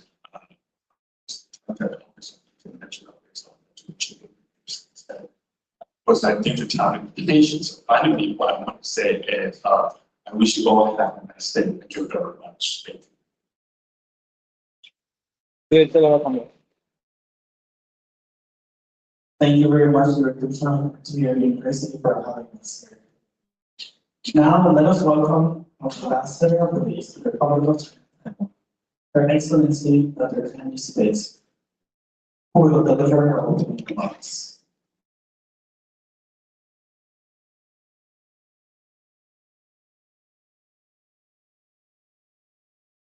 Dr. Antonio Chuang, Professor of Pharmacology at the College of Medicine at National Cheng Kung University, other representatives of National Cheng Kung University, the administrative team, the Belize Taiwan Career Forum, students, and everyone else present. Good morning. Let me begin by extending gratitude to Dr. Choi and National Kung Chung University for collaborating with our Belizean students and allowing them to host this very meaningful and important initiative here at the university. Let me also extend my gratitude to our students for allowing me to offer a few remarks at the second annual Belize Taiwan Career Forum. I remember the inaugural forum last year and how distinctly impressed I was by the sheer innovativeness and foresight of the coordinators who are Belizean students, Belizean nationals. So let me commence once again this year by congratulating the coordinators and the members of the Belize Taiwan Career Forum administrative team for this visionary and groundbreaking initiative. Events such as this demonstrate precisely what we need from our nationals who receive tertiary level education. They can be the leaders who help us to devise ways to help develop each other and to help develop Belize. Ever and anon, our nationals leave to study and we're left unaware of their studies and their training. So this professional forum prepares a great platform to highlight these talents as well as a great avenue for our para-professionals here in Taiwan to connect with experts from relevant industries in Belize and elsewhere in the world. I listened keenly to the Minister of State in the Ministry of Finance, Economic Development, and Investment when he was last year in Taiwan, I believe a couple of years ago. He said that Belize is at full employment. Aside from those Belizeans who are not seeking work, perhaps are in transition between jobs, most Belizeans are employed. The minister also said that they are aggressively seeking investments for Belize. As many of you are aware, Belize had hosted its second Trade and Investment Summit on the island of San Pedro last year. Members of the business community here in Taiwan participated in the summit and have committed to continue to explore areas of commercial opportunities. The BPOs, for instance, have become leading industries in Belize. Belizeans are not only call operators, they are now supervisors and managers. There are also investments in other industries, which means Belize will need skilled workers for those jobs. And in case anyone is unaware, as educated Belizeans, which you are in a better position than most to be qualified for these jobs. Of course, there is also the possibility, if you're so inclined, to create your own business and perhaps employ other Belizeans while you're at it. In any event, we do hope that you utilize the opportunities you have received to further your studies in Taiwan, to at some point and in some way contribute to Belize's development. That should be each of our moral imperative. While I will not be in attendance on the second day of the forum, I am quite honored to be present the first day of such a meaningful initiative. As I mentioned prior, I support this initiative ardently And I once again thank all the coordinators, the hosts, the MC, and all the participants who are making this event possible. I also thank the government of Taiwan for all the educational opportunities that the government continues to afford Belize and Belizeans. And once again, I wish all of you all the best, and may this initiative be fruitful, meaningful, and effective. Thank you. Thank you, Ambassador Dr. Belize, for your time. Once again, let's thank our distinguished guests with a round of applause. And before we continue, we'd like to welcome our guests to come to the stage to receive a small token for our appreciation for today. First, we'd like to welcome the Chen Pei to the stage.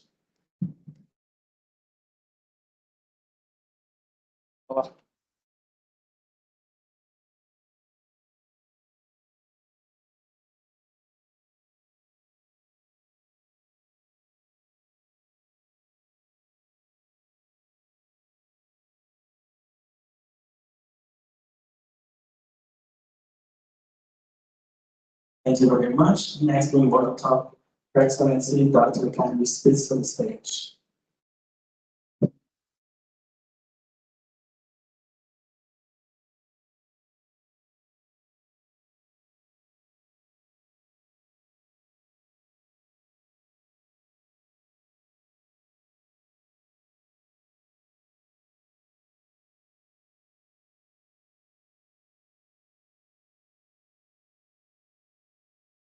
Thank you. Thank you once again. And with that, we conclude our remarks and opening ceremony. Next, we will move on to our second panel of the day. Let us welcome our moderator, Ms. Anissa Nam. Ms. Anissa Nam, also from our Town, is a graduate of Matron University and holds an MBA in International Business and Trade. With a keen interest in understanding global markets and different business strategies, he is now host to not only lead today's panel discussion, but also learn from it as much as our audience. I now pass on the time to Ms. Nam as she moderates the International Business segment.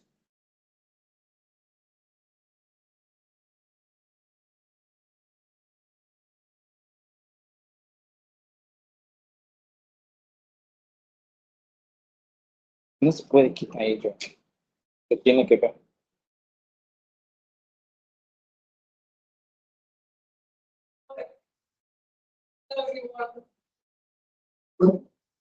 Hello everyone, good morning to the people here in Taiwan and good evening to the people back in Belize listening. I'm thrilled to be a moderator today for the business segment of the conference. As mentioned before, my name is Anissa Nam and I have an MBA in International Business and Trade. So let's get ready and let's have an engaging and insightful session together. So it's my pleasure to introduce our distinguished speakers today. We start off with Mr. Adriel Mo. He hails from Yoke Village, Orange Town, and Puerto Mola, Belize City. He attained a master's degree in mechanical engineering from Constance University and a bachelor's degree in mathematics from the University of Belize. He also graduated from Edward P. York High School from the Industrial Studies Department and is a graduate from St. Joseph Roman Catholic Primary School in Belize City. From a very young age, Mr. Bo knew he wanted to obtain a PhD in the field of science, and now at the age of 27, he is in his fourth year in making that dream a reality. Currently, he's enrolled in the Graduate Institution of Mechatronics Science and Technology PhD program in the university at Southern Taiwan University of Science and Technology. His love for his country and environment inspired this public activities conference, and he wants to remind all of you, for those who think that Belize is small and think Belize does not have a say in the world stage, I remind you of the chaos theory. When a butterfly flaps its wings in the Amazonian jungle, a storm ravages half of Europe. And certainly that is a great thought and a great reminder for us Despite Belize being small, we do have a significant impact in the global stage. Our next panelist is Dr. Gilroy H. Middleton. He's the CEO of the Ministry of Youth, Sports, and Transport since January 2024. He oversees key initiatives including Belize e-mobile e-bus pilot project and numerous youth programs. Previously, he served as the CEO of Immigration at the Ministry of Foreign Affairs and Foreign Trade and Immigration, where he managed significant migration initiative and international engagement. Dr. Middleton also led the Facility of Management and Social Science at the University of Belize and as a dean for 15 years. His academic credentials include a PhD in Business Administration from Kim Young University in South Korea, an international MBA from National Cheng Kung University in Taiwan, and a BA in Business Administration from the University of Belize.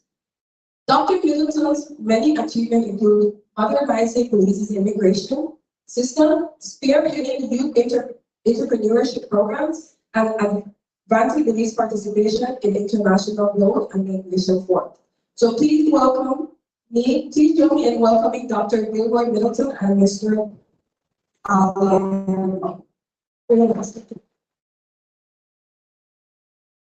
To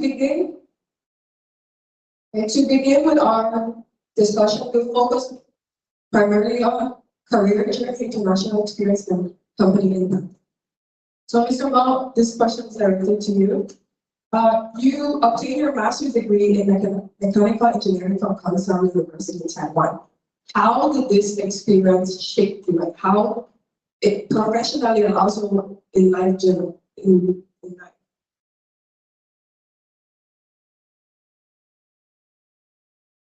Thank you for the introduction. I started my inviting why I went to Kaohsiung.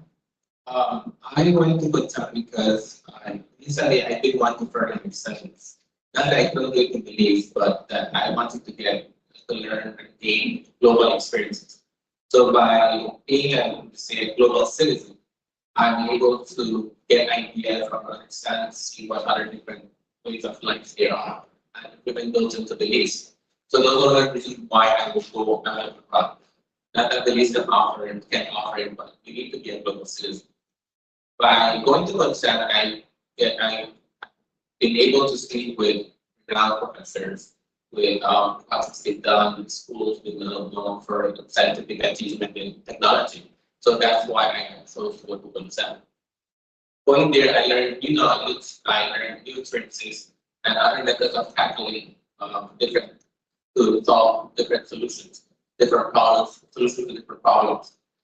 Also, another reason going to Kaohsiung was not only academic-wise, but networking-wise. You want to build that network of friendship, collaboration, and build that foundation you would need to be able to accomplish something. You can't do it on your own. You will need friends, you will need colleagues, you will need those people who lack what you know, they can assist you to grow what you want to do. So that's that's one of the reasons also the reason for you to go to school. You build friendships and those friendships will let you achieve your goal. So that is why I chose Kaohsiung.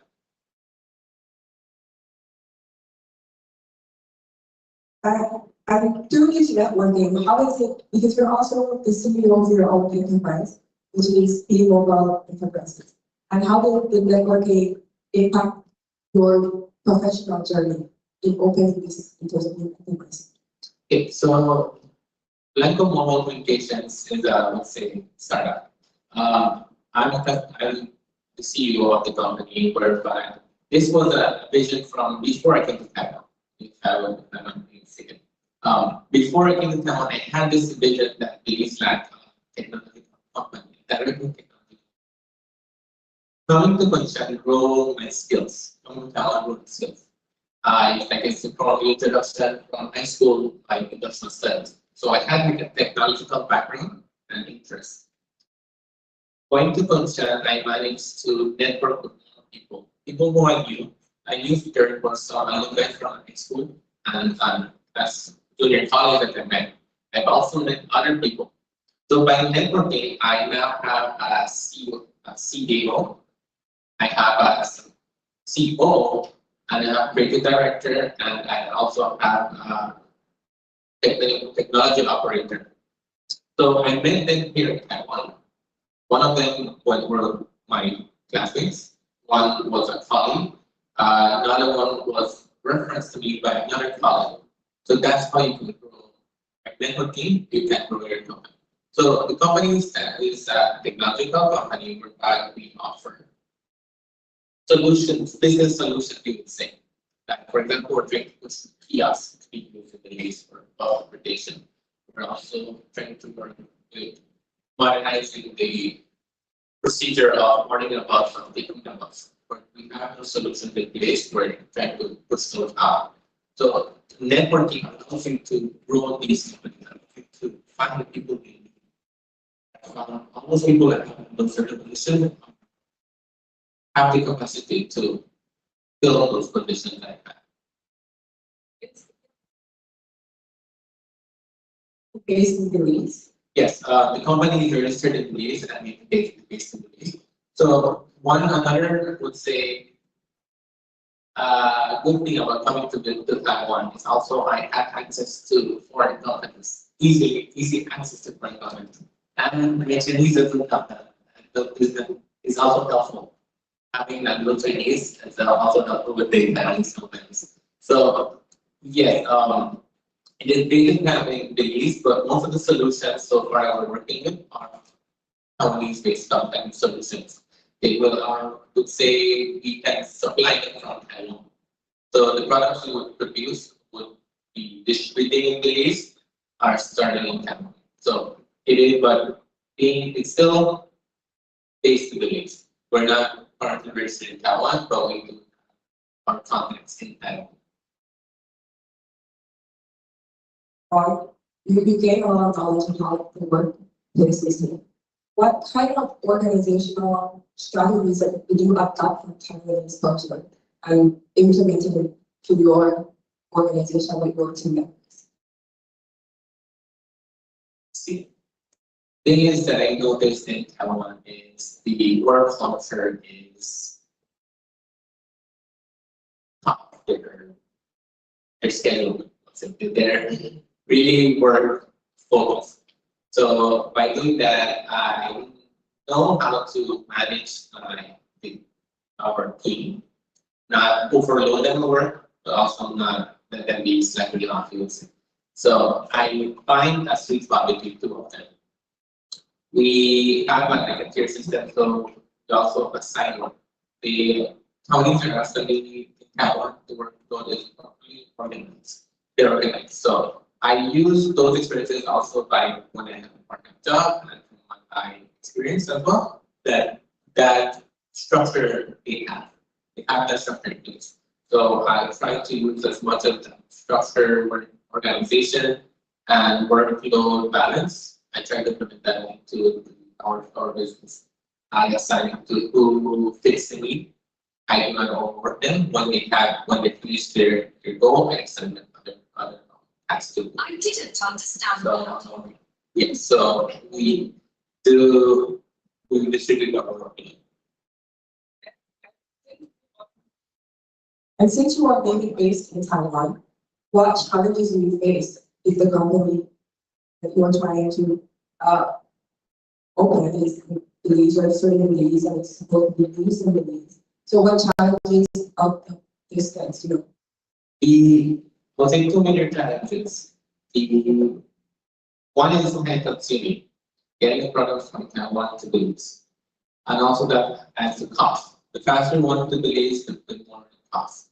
It's slow, then but we don't also want to be so slow for the rest of Belize. For example, if we put an order in, we try to get it as the best time as possible.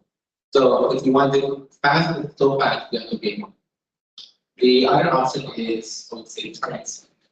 I would have to pay US dollars, not Taiwanese dollars, bank transfer. So also those are, I would say, are the major drawbacks of being registered in Belize: the time and pronunciation. So going back to your team members, are they Taiwanese nations?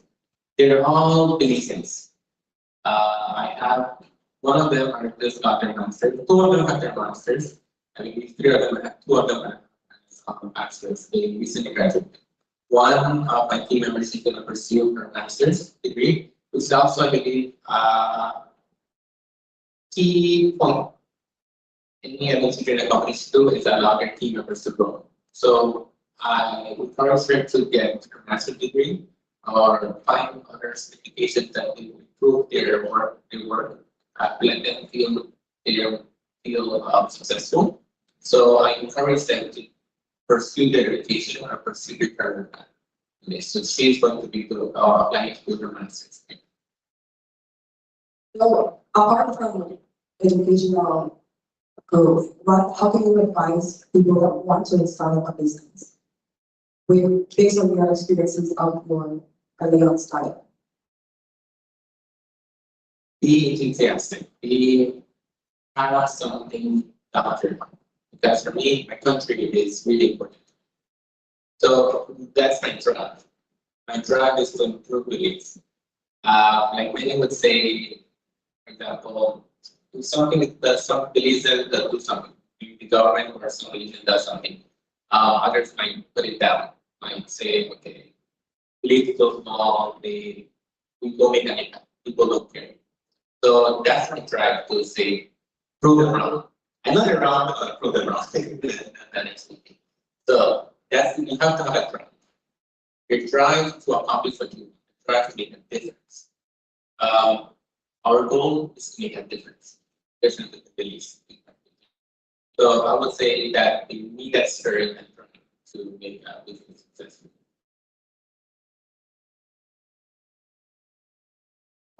Okay. It's very, very nice for words of encouragement. It's a big for Taiwan. We have this mentality that okay, go home, there's nothing for us. But it just being encouraged and saying, you know what, if there's let me try to do something, or let me be positive and look back at it and think, go home and try to contribute as much as I can. Even if that's afar. Like you don't necessarily have to go home immediately. Staying in Taiwan and growing and seeing how you can use what you learn here is a really, really nice way to grow as an individual. Another question for you is, right now our economy is increasing according to the S&P by 10%. So there's certain sectors like tourism, manufacturing that are seeing an increase this year, at the beginning of this year. What sectors in Belize as entrepreneur do you see that is needed investment for? My comment. My comment. Belize, we know our economy is largely based on tourism and agriculture. There is, from my experience and from my experience currently in the outdoors company and before, not a lot of focus was emphasized on technology. For instance, right now a lot of push is being made into that direction. And for instance, like some high school right now, I hope I don't get for this, but finally implementing a robotics course. They are finally seeing the importance of technology.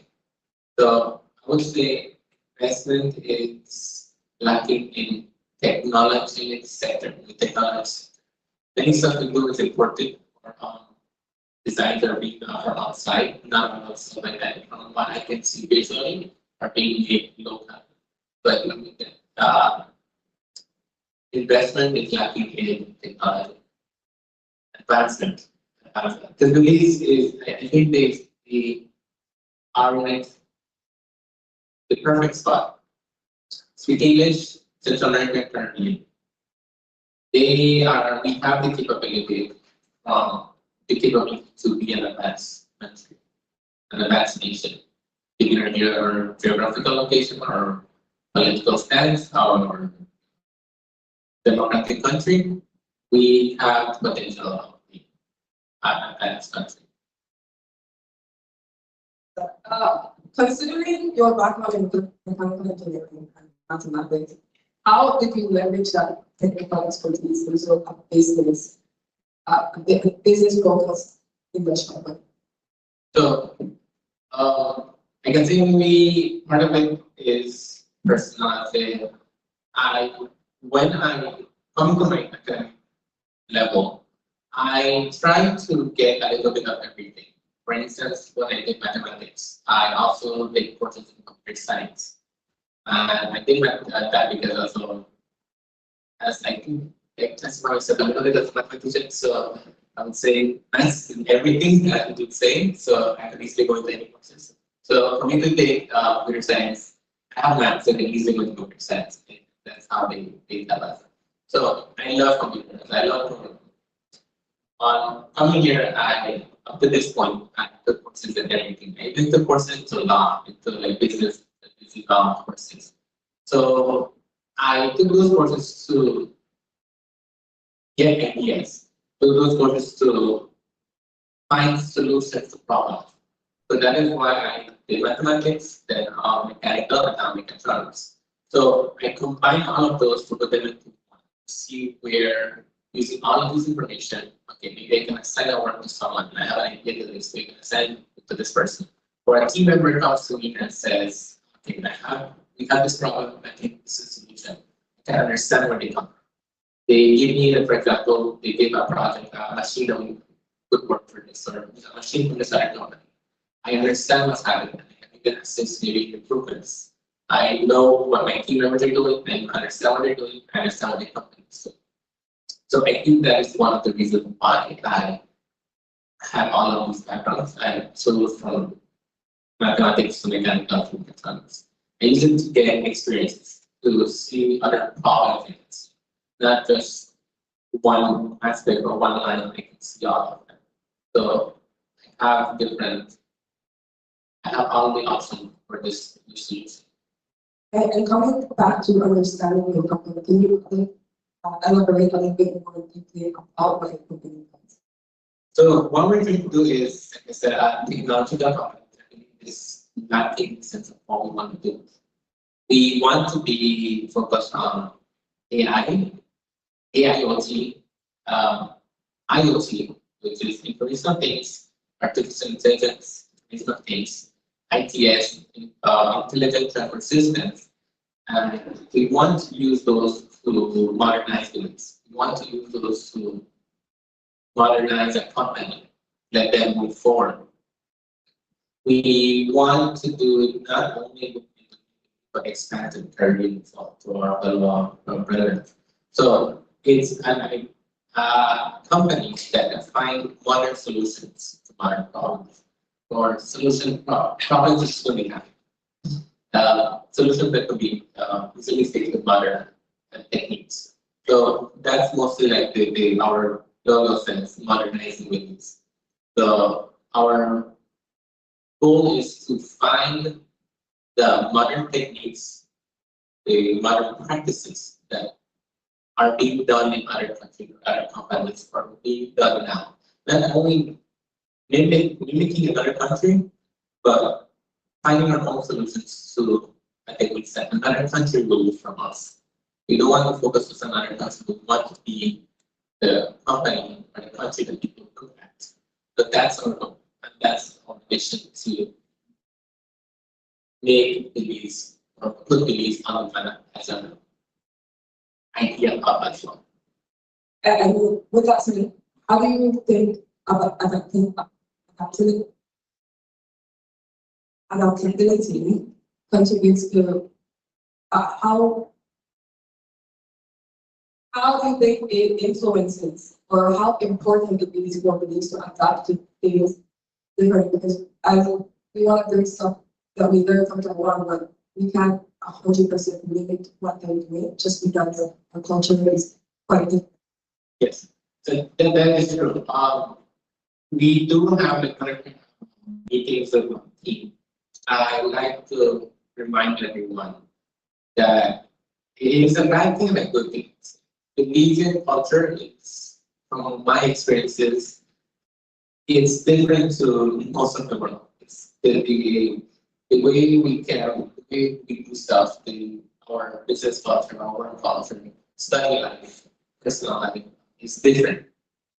So I held that when we and something this might work but from another country, another group of people, another place where this we know it works with them, but for Belize it might be different. So we have to carry it to Belizeans. We try to move those towards Belizean mentality and Belizean attitude. How will they accept it? How can we roll this out? So we have to put that in mind. But there are some points we say we have to find them. Some of these stuff has to be mixed because if we don't do it, Belize will be left behind. So like right now, I'm glad that we finally have Ministry of Industry and Ministry of Science and Technology and e-governance because we're now shifting towards that area. Actually, some websites that I've been working before when I want to get information on websites, those websites weren't good about the websites were like 10 years ago. So those are the matters that the modernization things so we see that working now, fixing. And now we're catching up, but this was to be done in a long time. So that's they see now the investment, they have to do all the investment now. Instead of they've done it before, a long time ago, they could have moved that investment to something else. So it will be up to the level of other countries, the level that we can get. So I think we need to implement. There's certain stuff that does need to be. That's great to see because I know a lot of Belizeans when it comes to be able to see this. They always want to do something with police, but the data is become available. And if there is data, it's 2006 so far. But recently I've been seeing that they've been updating a lot of our data. Precisely, that's like one of our topics that we wanted to let a research statement as well. And the data that we don't have, we can do. So we don't have to focus on getting data from another country. They should be like that's an idea that I've seen that our company that we okay. We need to do this because people are using it. Other countries are doing it, so we should do that as well. We should have this data to tell you and to tell our research as well. So yes, we think we are collecting data in some of those areas. It's difficult to get. So do you have any upcoming for projects? I know that this is their startup, but is there any time frame planning to just launch it? We wanted to go for at least next year. That's the way we're the solution want to implement was a lot with school as well. So we are trying to right now actually looking for funding and investing to say to connections to implement these projects that we have. We already have. We're still working on the business the project for the solution we want to implement now. So we're finalizing those paperwork and then also looking for funding to just keep the green light. We already have everything in place. We just need the green light and the funds to do it and investors to say, okay, sign off on it and implement it. But we've talked to key stakeholders that how we can help these, how it can be implemented. We have all of them. We're trying to see if we can launch by next year. Now we're at the last minutes of our session. So if anyone has a question for Mr. Mott, you can raise your no questions. We have one from Ms. Wade.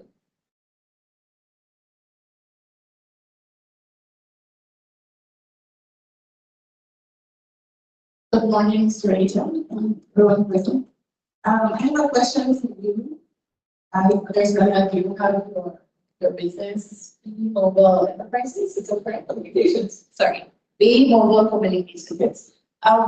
From an international business perspective, as we have been here in Taiwan for so long, we can take Taiwan like that. For example, we can say Taiwan is an exemplary country. If you look at its geographical location, it's kind of like a hub, just like you said, because it's between all the other great economies. And also, if you look at Singapore itself, just like Taiwan, they just ruled in some maybe 50 years.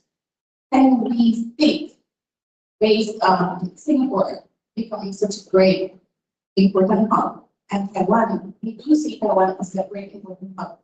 Do you think Belize being in that geographical location, Belize being part of the Caribbean, being part of the Central America, we speak so many languages, how do you see Belize benefiting from these already established countries and already established economies to build itself, maybe in years, we don't know? I can't speak this many Mexican experiences. I'm only 27 years old, but I can see that Belize definitely has the potential to be one of these countries, given all of the qualities it has. English-speaking country that's currently speaking area. A majority of its population speaks Spanish, so we can still manage to be in Central America.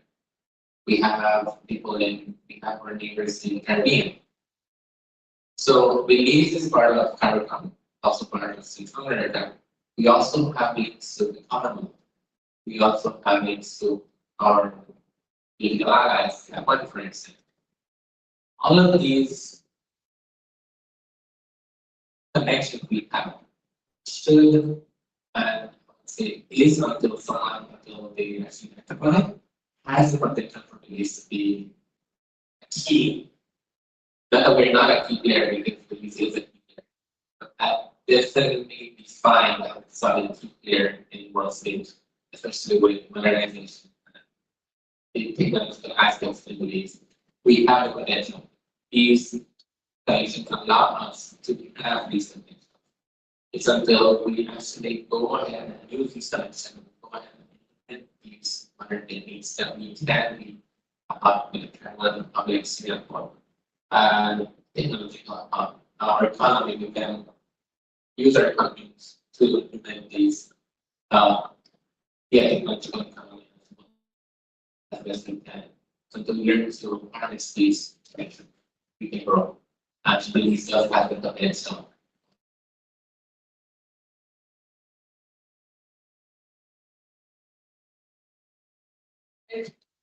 We're coming to an end of our session. So, do you have anything that you wanted to add before we close the session?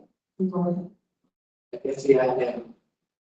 Thank you for having me. Let's see, our company is looking to the modernization of Belize, and we are also looking for talented people who are interested in this venture. Position open, and also looking for investors who are willing to make a difference in Belize, particularly technology difference in Belize. I think, like we said, Belize has the potential to be a key player in the world stage. Thank you very much, Mr. Mott. And with that said, I also want to add that having an opportunity from Mr. Joel Borland, who was a past participant of this very same conference. He has announced that there is an upcoming opening in Taiwan for international sales and business development for industrial products. So if you or anyone you know is interested, you can contact him or also contact our moderators here for more information. And thank you all for participating. Thank you, Mr. Roper, for giving us this wonderful experience. And that is the end of our business section.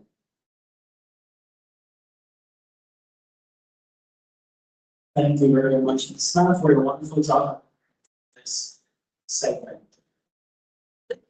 First, we would like to welcome Mr. Adriano to stand at the front of the stage as we present some token of appreciation for being here today and imparting not only his knowledge, but also hopefully insight and motivation to other young Belizeans who would like to do similar to what he has done at such a young age. So you can come to the front stage.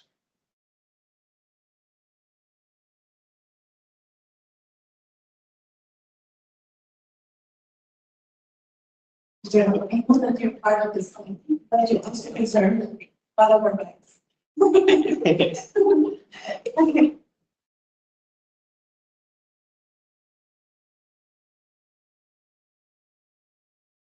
What's the special one? Okay, now.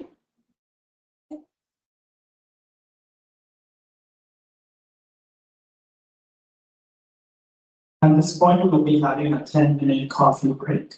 The time now is 10:21 a.m. here in Taiwan, 8:21 p.m. in Taiwan. We will reconvene with the third panel at 10:31 a.m. and 8:31 p.m. for those three properties. For those of you present here today, we'd like to welcome you to help yourself with some Belizean snacks and refreshments that are going to appear here on the right stage. Thank you.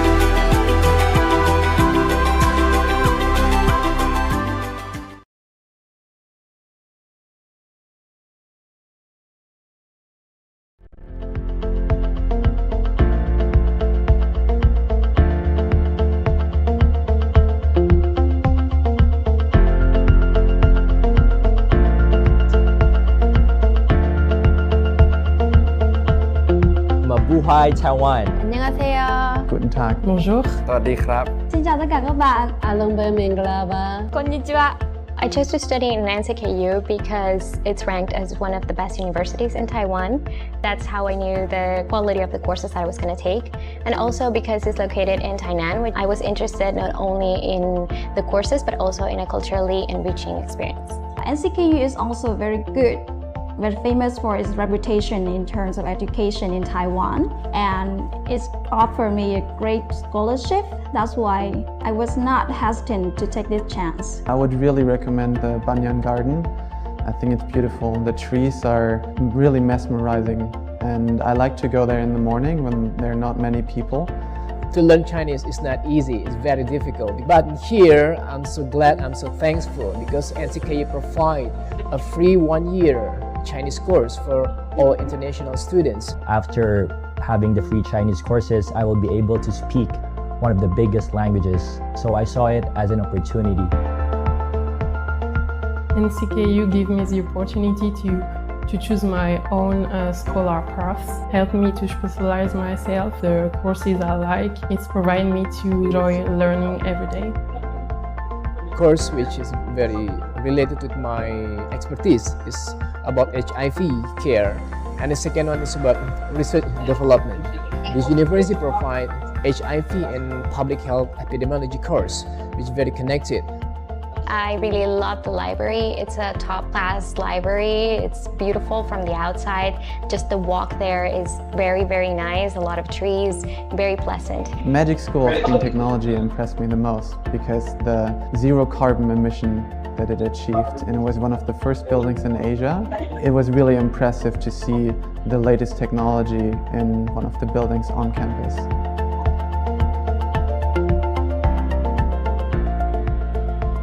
They give you really, really strong and impactful research, but they also allow you to feel like you're part of a bigger community.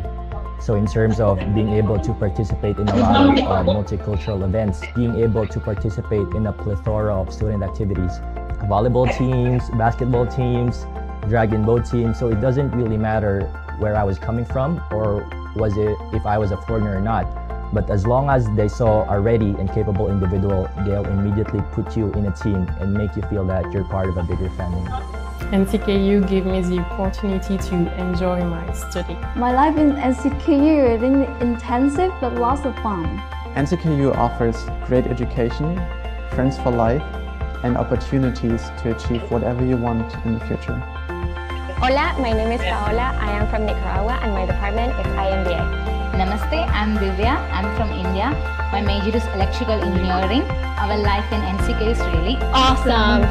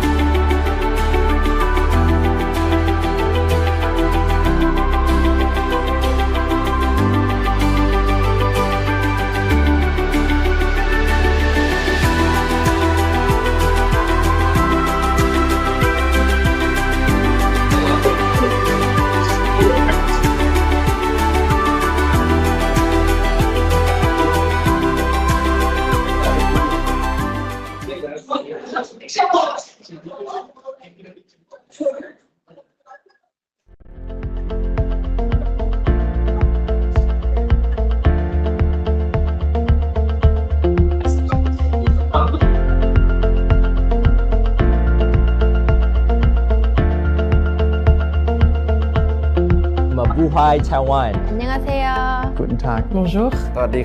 Xin chào tất cả các bạn. Alumbe Minglava. Konnichiwa. I chose to study in NCKU because it's ranked as one of the best universities in Taiwan. That's how I knew the quality of the courses I was going to take. And also because it's located in Tainan, which I was interested not only in the courses but also in a culturally enriching experience. NCKU is also very good, very famous for its reputation in terms of education in Taiwan, and it's offered me a great scholarship. That's why I was not hesitant to take this chance. I would really recommend the Banyan Garden. I think it's beautiful. The trees are really mesmerizing, and I like to go there in the morning when there are not many people.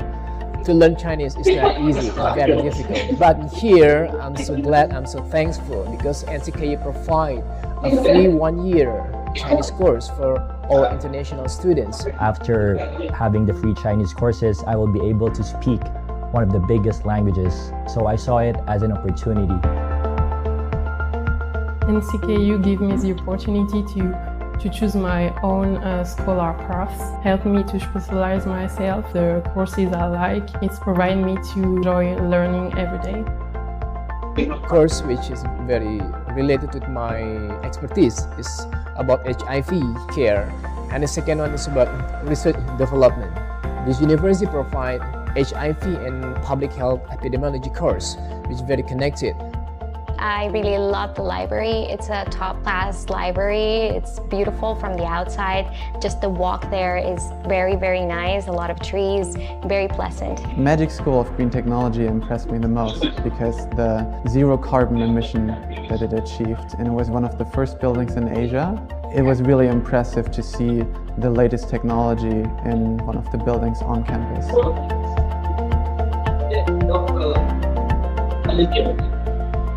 They give you really, really strong and impactful research, but they also allow you to feel like you're part of a bigger community. So in terms of being able to participate in a lot of multicultural events, being able to participate in a plethora of student activities, volleyball teams, basketball teams, dragon boat teams. So it doesn't really matter where I was coming from or was it if I was a foreigner or not. But as long as they saw a ready and capable individual, they'll immediately put you in a team and make you feel that you're part of a bigger family.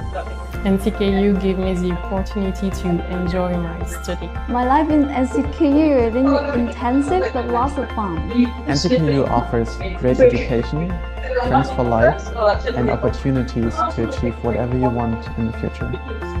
Hola, my name is Paola. I am from Nicaragua and my department is IMBA. Namaste, I'm Divya. I'm from India. My major is electrical engineering. Our life in NCK is really awesome.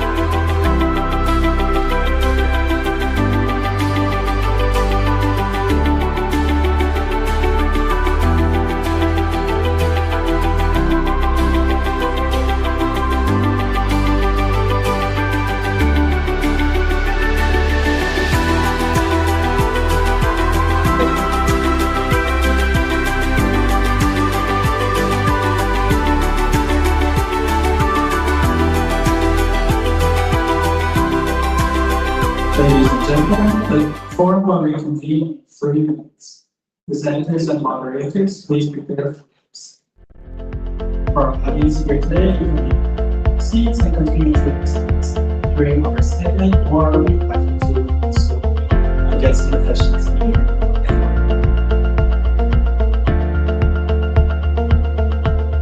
Mabuhay Taiwan. 안녕하세요. Guten Tag. Bonjour. สวัสดีครับ Xin chào tất cả các bạn. Along by Menglava. Konnichiwa. I chose to study in NCKU because it's ranked as one of the best universities in Taiwan. That's how I knew the quality of the courses I was going to take. And also because it's located in Tainan, which I was interested not only in the courses, but also in a culturally enriching experience. NCKU is also very good. We're famous for its reputation in terms of education in Taiwan, and it's offered me a great scholarship. That's why I was not hesitant to take this chance. I would really recommend the Banyan Garden. I think it's beautiful. The trees are really mesmerizing, and I like to go there in the morning when there are not many people. To learn Chinese is not easy, it's very difficult. But here, I'm so glad, I'm so thankful because NCKU provide a free 1 year Chinese course for all international students. After having the free Chinese courses, I will be able to speak one of the biggest languages. So I saw it as an opportunity. NCKU gave me the opportunity to choose my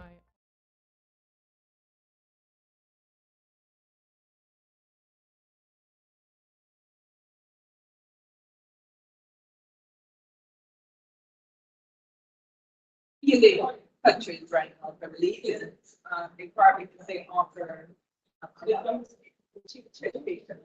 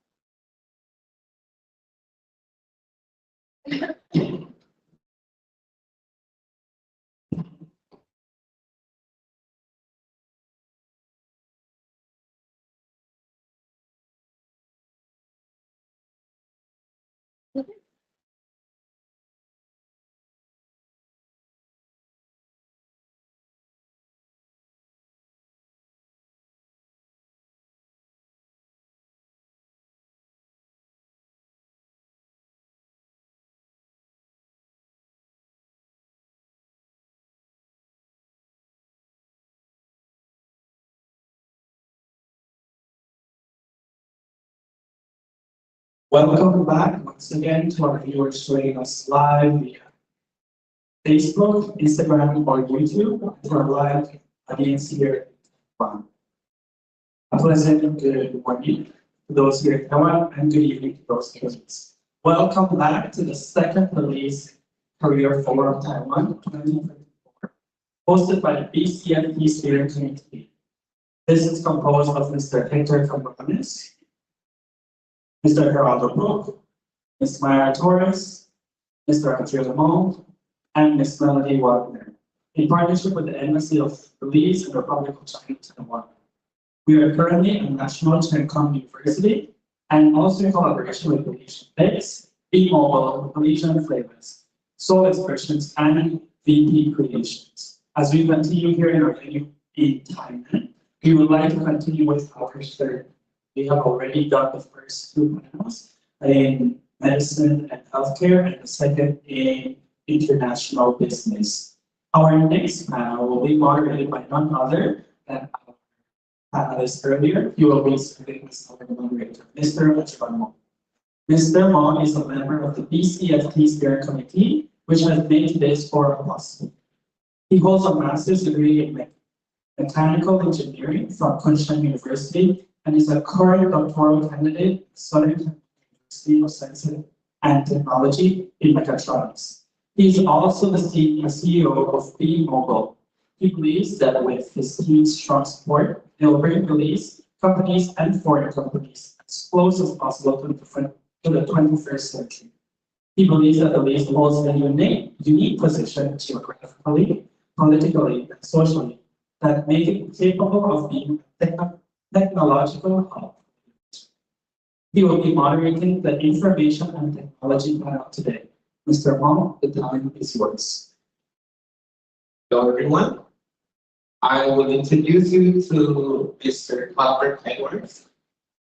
Mr. Albert Edwards, originally from St. Vincent and the Grenadines. He's originally from St. Vincent and the Grenadines. He's been living in Taiwan for the past 16 years. He is a computer engineer in Taipei and the owner of the Career Wise, a restaurant in a bar in Sisu. He is always happy to help whenever he can. Let's please introduce Mr. Albert Edwards. Thank you guys for having me. I hope you can hear me clearly. Sometimes there's a little echo in the background, but I think it's because you are in a big room. So there's a echo in the sound, but it's okay. Just like you mentioned, I'm always happy to share whatever knowledge I have, because I know there's in Taiwan each year there are more and more people from the Caribbean, not just Belize or St. Vincent, but there's a lot of other Caribbean nationals who always, they will come to me and ask, how do you do this and how do you get to that position where you are? So I'm always happy to help. Most Caribbean nationals, after they graduate, I see a lot of them, they teach English, which is the easiest path. But there's so many things that we can do outside of that as well. So happy to be here. Thank you for having me. Yeah, you can free to ask whatever you want. We're grateful to have you. Mr. Edwards, I want to ask start by question. What is the current state of technology?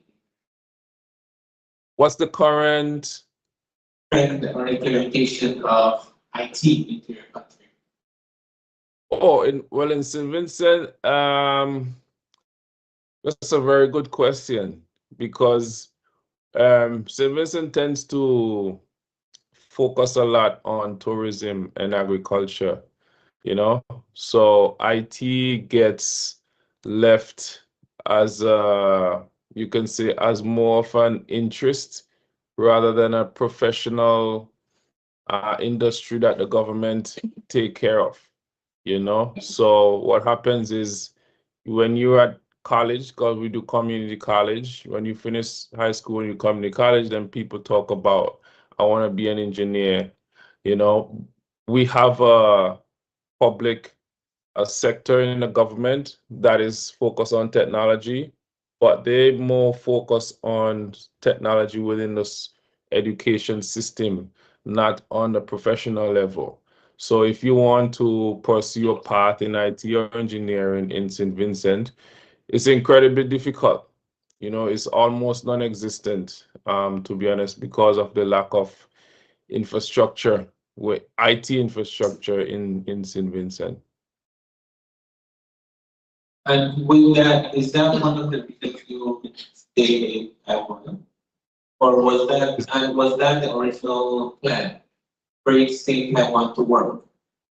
Yeah, so was that the original plan? Right. So I always loved pursuing engineering. When I graduated, I was thinking, if I went back to St. Vincent, then I would probably be an educator, teaching what I know instead of actually being an engineer. So it's either that or I stay here and be an engineer because they have a very huge IT hardware engineering industry, right? Whether it's IC design or semiconductor industry in Taiwan. So it's easier to be an engineer here. So after I graduated, it was always my plan to first try to work here as an engineer. Right? It wasn't my plan to be here this long. No. But things just keep happening and things just keep, just being good for me. It just keep working for me. So I was like, okay, then if it works for me, then why stop? I go back to St. Vincent every few years because I have family there, of course, and friends and all that. But I always come back here because being an engineer is it works for me. It's who I am. Is what I'm good at. I would love to be an engineer in St. Vincent, but that would require me to probably create a company or create an industry there. Then I'll be happy to go back and do that. So then you said you would love to get back in St. Vincent and work as an engineer, but you have to create a company. Would you still encourage people to still follow this career path? Yeah, I would. I would encourage people to, if it was specifically engineering, I would not advise you as soon as you graduate to go back to St. Vincent. I would not. If you want to be in this career, you do not go back right away. You can go back later, probably after like 5 to 10 years of actually working. But to pursue this career path, I would advise you to try here first, right? And we can talk about how you try, right? There's different ways to find jobs. Different jobs in Taiwan is challenging, but the opportunity is here. So, and there are lots of it. So we should, we should take it. Well, we should not just get comfortable in, in a paycheck or see what others is doing. If it's the opportunities here, we should just, dive headways straight in the pool first. Yeah. So Taiwan has been good too. So yeah. On the one you said opportunity arises, how is it that you came about the opportunity in Taipei?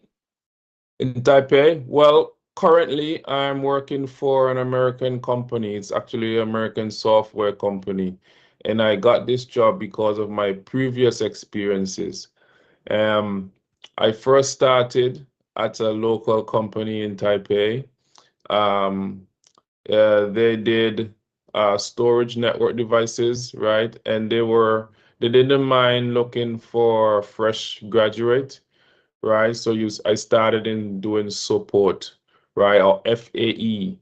FAE is normally field application engineer. It's a position that company looks for when they want when they don't mind experiences. So for your first role, you look for FAE or tech support. These positions, they train you.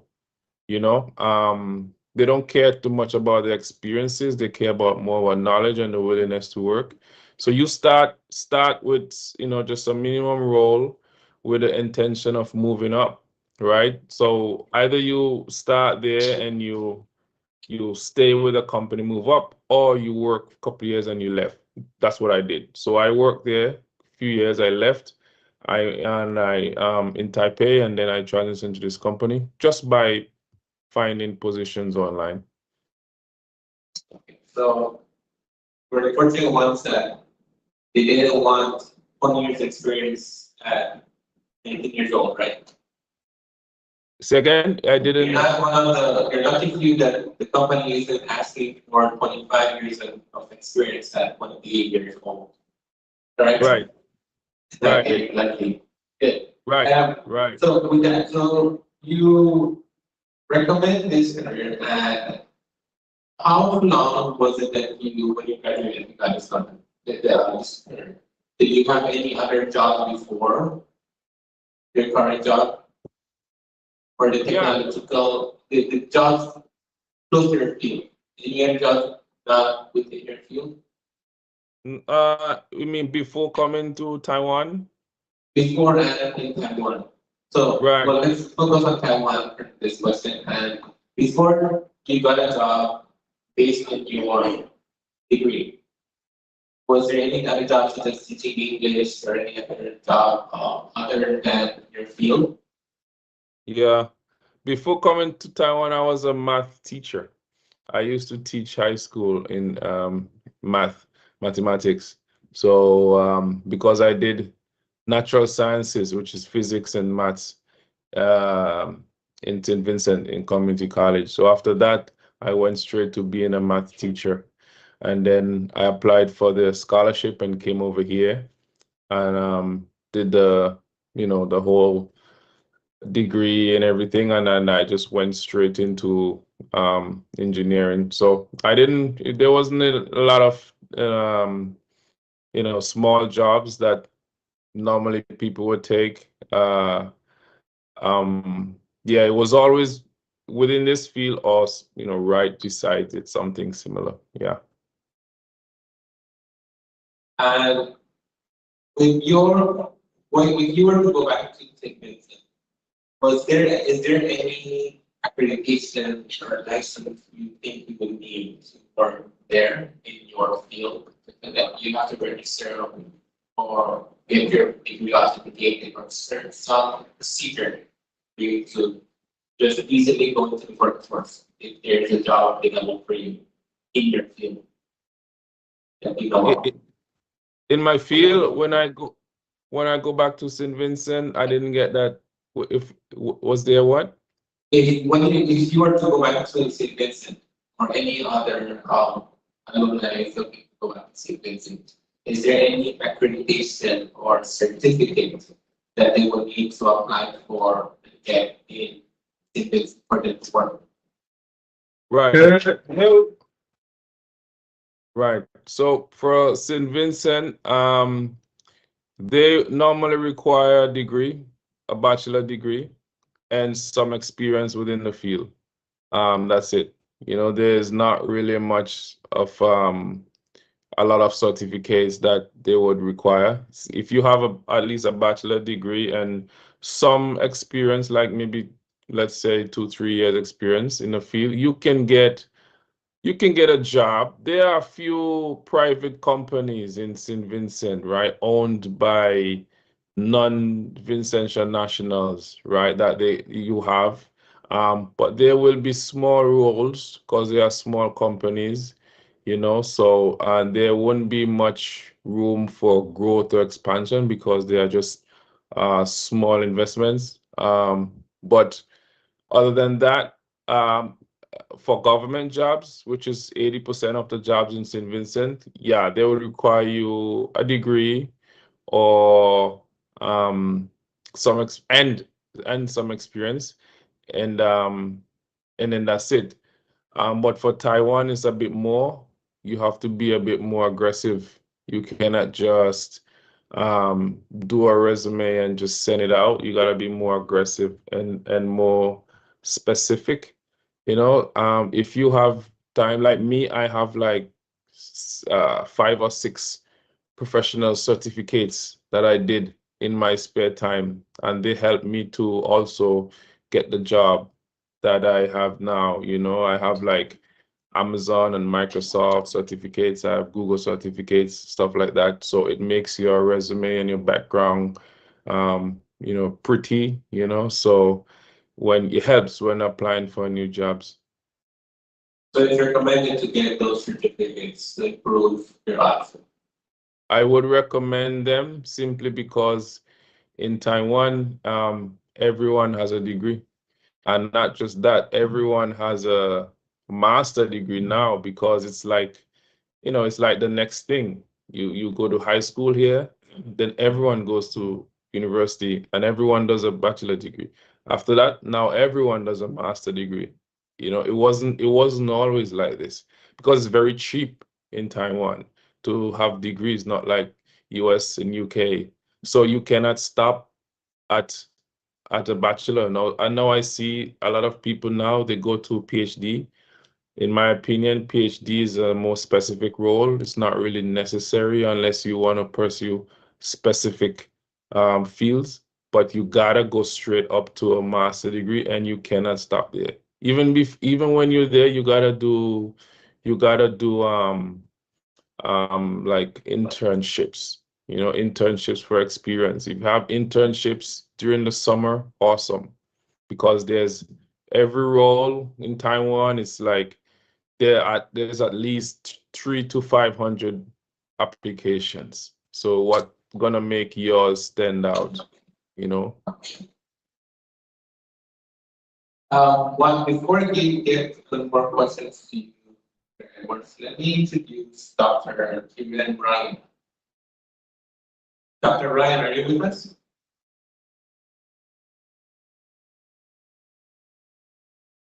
Yes, I'm here. Okay. So let me just quickly introduce you. So with us today, we have Dr. Kim Ryan. He teaches information technology courses to math, IT, and physics students at the University of Belize.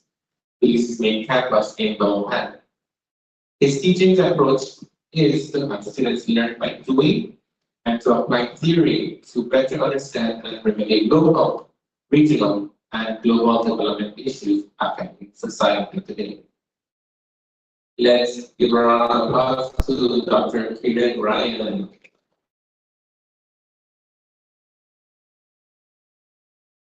Hi, Dr. Ryan. I want to start off by asking, as a teacher, what is the current trend of information technology in today's society? What is it looking like?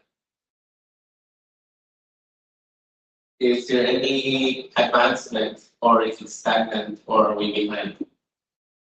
Yes, that's a very good question. So for most of the municipalities, we have very, very good internet connectivity. It's an investment that the government made over $100 million.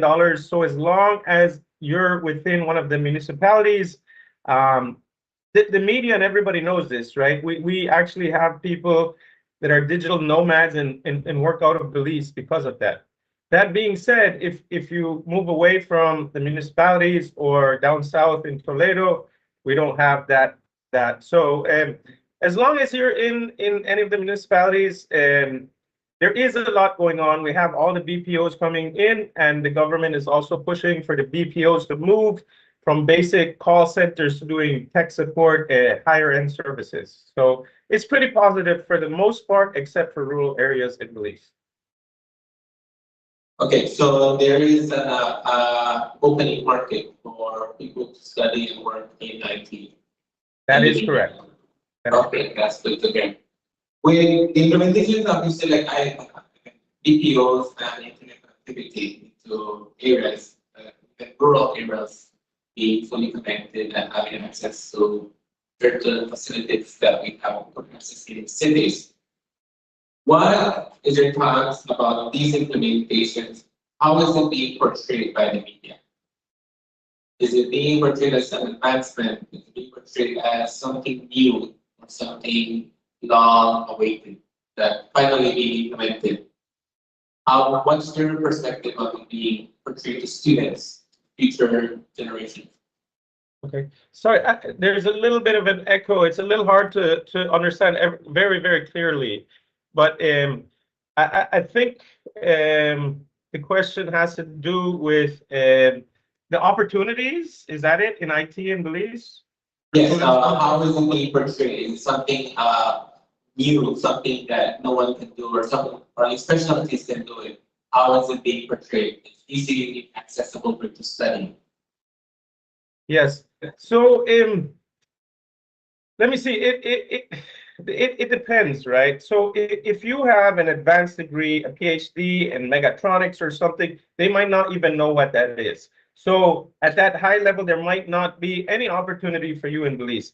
With the PhD, you could go into the education sector, but even the education sector might not know that that's IT related and give you a job. At the master's degree level, there's very, very high demand for bachelor's for IT. And right now, the biggest issue we're having at the University of Belize, we're not meeting the development needs of the country because there are so many IT jobs that the graduates from the university cannot fill. We don't have enough students, right? So it used to be the demand was from government, so government would hire IT, and then it would be the financial institutions, and then it would be the telecoms, and then that's where our students would go to work. But now we have a whole new market, and the market is a lot of our students are deciding not to work for the government or for these other institutions because they can get more financially rewarded by working for companies abroad. So this you can look at this two ways. One way is that yes, that's great. We have full employment of IT graduates and they're earning more money. But the mission statement of the University of Belize is that we're excellent in tertiary education for national development. So if we can't meet the needs of what we need internally, it's kind of like a brain drain, but we're still here in Belize. So it's something new that a lot of people haven't recognized. The solution would be we need more people in the IT field in Belize. But there is positions available for people to get employment, or there is an open, big growing market. There's no issue with IT students getting employment. No. We have a 2+2 system, so you can go 2 years and finish with an associate's, or you can get your associate's and continue to your bachelor's.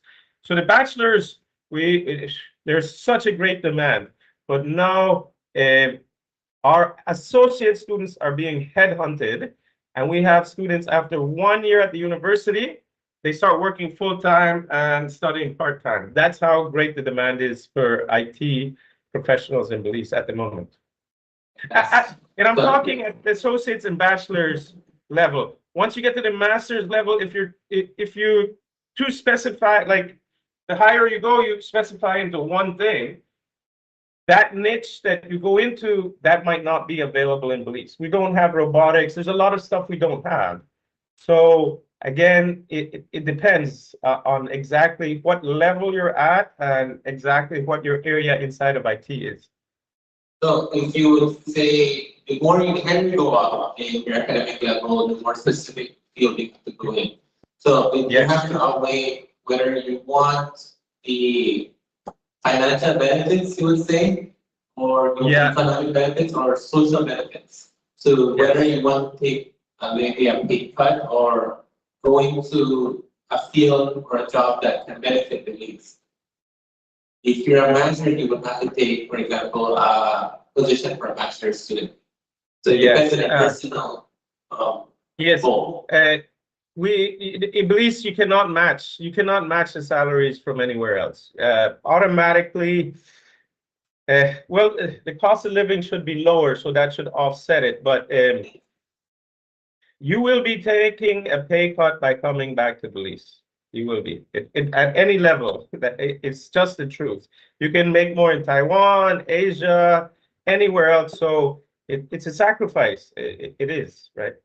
You might be making more, but you still have to spend more where you go. So that's the benefit. That's the drawback for certain places.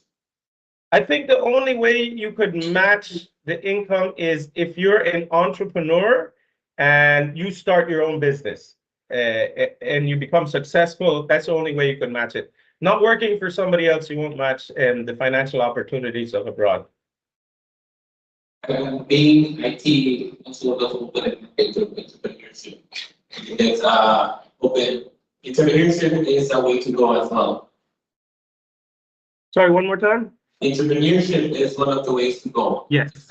Yeah. Yes. If you have an idea and we have a market for that, if you're going to be hiring these associates and getting them jobs working remotely, you will make it. There's at least 2 startups that are Belizean owned, Belizean managed, and the owners are obviously very successful because they hire our students and then they get the contracts in the US or in Europe, and it's very lucrative at that level. But the entrepreneurship is very important. Okay. Can I ask you about your job history, you would say, or did you study anywhere else other than Belize? What's that? Did you study? Where did you study? Yes. Yeah, so I grew up, I went to primary school right here in San Jose Socots. I went to Mopan Tech. And I wasn't good at school. I didn't like school, but in Fort Forum, they got the first computer lab in the country. I think one of the first in Mopan Tech, and I loved IT, and we had a really good teacher. I got right into programming, and it sparked my interest. And the only options back then was St. John's College, and they didn't have anything like IT to study, so I asked to go abroad. I got my bachelor's abroad in computer science. And with my studies and work, I stayed approximately 11 years before returning to Belize. Now, there is something to be said about this, because right now, the government of Belize is pressuring all of us, all of you, to come back immediately. But I know Taiwan had a little bit different view when they sent in the 60s and 70s abroad. They said, stay over there and get some experience and come back with entrepreneurial skills in addition to academics. But I don't want to get political, right? But as my undergrad, that served me very well, working outside of education before returning and joining the education field in Belize. Get more experience in how others operate, build your portfolio. Yes. And when working, I want to get to work culture.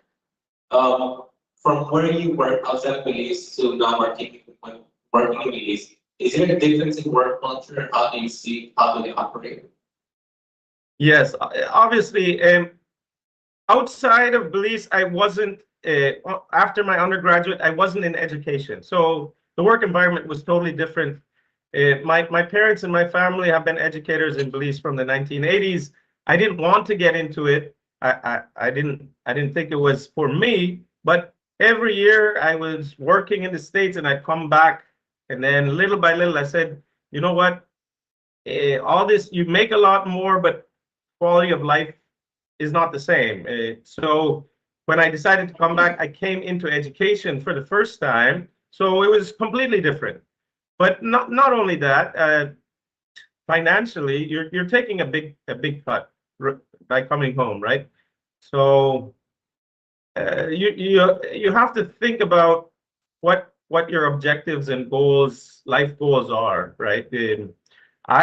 When you're young, I think you should go out there and try everything, because you might not like it at home, right? But after you see how everything is out there, you might appreciate more and more other than just the financials. Just the quality of life in Belize is through the roof, right?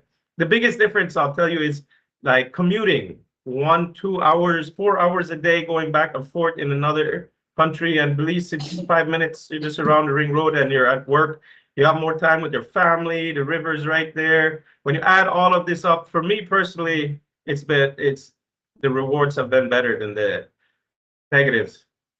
Yes, and that is true. Sometimes we take half an hour to just get somewhere in Belize, 10 minutes here. So you're a teacher at the University of Belize.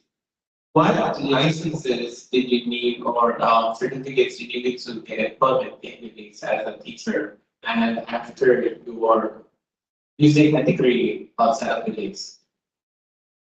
Using a degree outside of Belize.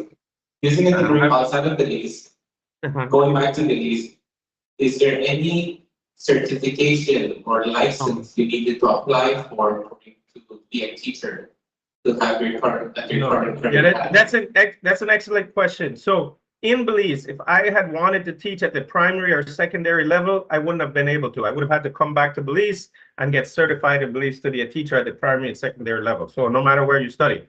At the tertiary level, that's not the case. The tertiary level in Belize right now, the way the laws are written, if you have a master's, you can apply and teach at the tertiary with no educational background. So if you want to teach at the bachelor's level, you have to have the PhD. So there was no issues coming back to teach at the tertiary level in Belize. But if primary and secondary, yes, that would be an issue. No education degree, education. What's that? No education specific field. No, you can teach it as long as you have a master's, you can teach in that area field at the tertiary level. For Mr. Edwards, I want to ask about the work culture for you, Taiwan versus St. Vincent. If I can go with Mr. Edwards.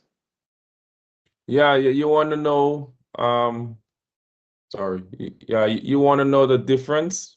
Yes, like for example, you are a math teacher at St. Vincent. Yeah. What's the work culture different? It's just a lot of more structured, more stressful. Right, there's a lot of differences in work culture. In Taiwan, everybody loves to work. Everybody, they loves to come in early, leave late. Most people work 9 a.m. to 6 p.m. here, but 6 p.m. is what you sign up for. In actuality, you don't really leave the office until 7, 8, sometimes 9 p.m. And nobody complains because it's expected. If you're there 6 p.m. and the boss is there in the office, nobody wants to leave. They see that as you not working hard enough, right? So they will stay there and wait until the boss leaves. If the boss never leaves, they just won't leave, For me, I look at myself as someone who's different, so I don't really always adhere to what people do in the company. I just look at what I'm doing. If I complete my job, I leave. But on the other side, in St. Vincent, people are more relaxed. They go to work when they feel they have to go to work. They work within the time that they feel they're getting paid for. People leave work in St. Vincent like around 4 p.m., So it's very, very different. In terms of being stressed, you would say more people in Taiwan is stressed because they work extra hard, So, and there's a lot of competition in Taiwan, right? Like I mentioned before, everyone has a degree. So if you lose your job today, tomorrow they're gonna find someone else, and everybody knows this. So it stresses you out because you are very replaceable in Taiwan. And yeah, if you don't work according to what the company wants, they wouldn't stress to fire you. Yeah. And for Dr. Ryan, the same question, is the same experience with you? For you?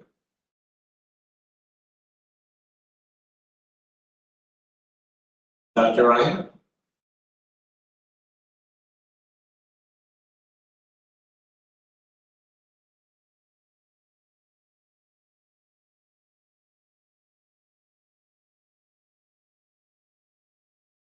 Dr. Ryan, your microphone is off. Okay, sorry about that. Yeah, I just got some headphones, so I can hear you better now. Okay.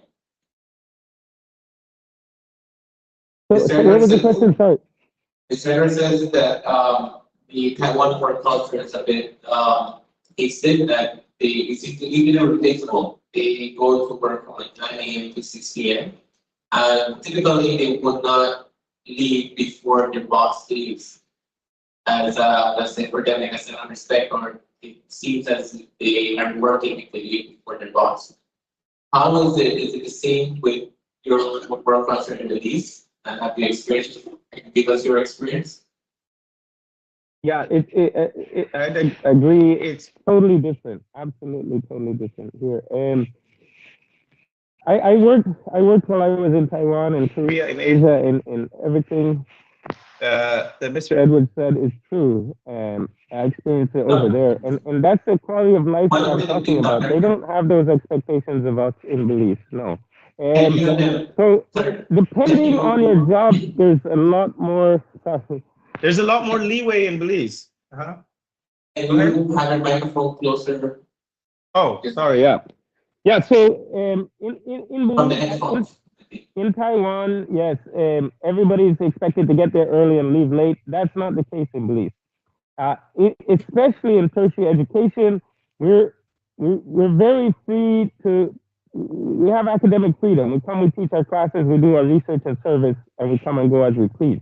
So it's totally different. However, that being said, the BPOs and the call centers, they expect you to get on time and leave on time. So government workers, some telecoms, you can come in a little late, leave a little early, that's okay.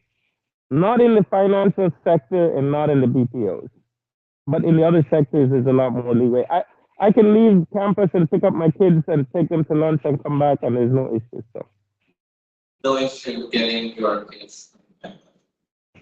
Thank you, Dr. And just as we continue, we would kind of to ask you to hold the microphone. The microphones are a little closer to your mouth when you're speaking, so it's a little bit clearer. Yeah, I'm not sure where From your headphone. I think it's oh, yeah, sorry. I put this one on and now it's on this one. It's not on that one anymore. Oh, okay. It's not Is that better? That's much better. Sorry about that. Yeah. So you're not as stressed out when it comes to being at work. Yes. So that's exactly the trade-off. I'm saying that if you come home and you work in Belize, you have better quality of life. Absolutely, 100%. It's a lot easier to have kids and a wife and family time, and you can after work go down to the river, swim. And I've worked in Asia. You don't have that, so you can get paid double the salary and half the time. It's a direct trade-off. That's how I see it. And I obviously choose the trade-off of being home. Okay. Doctor, I have two questions to ask Mr. Edwards. How does it came about these vacancies, or how do other future teachers find vacancies such as one you have? How did you come about this one? Where can you find specific vacancies, and how are you able to get this position you have now?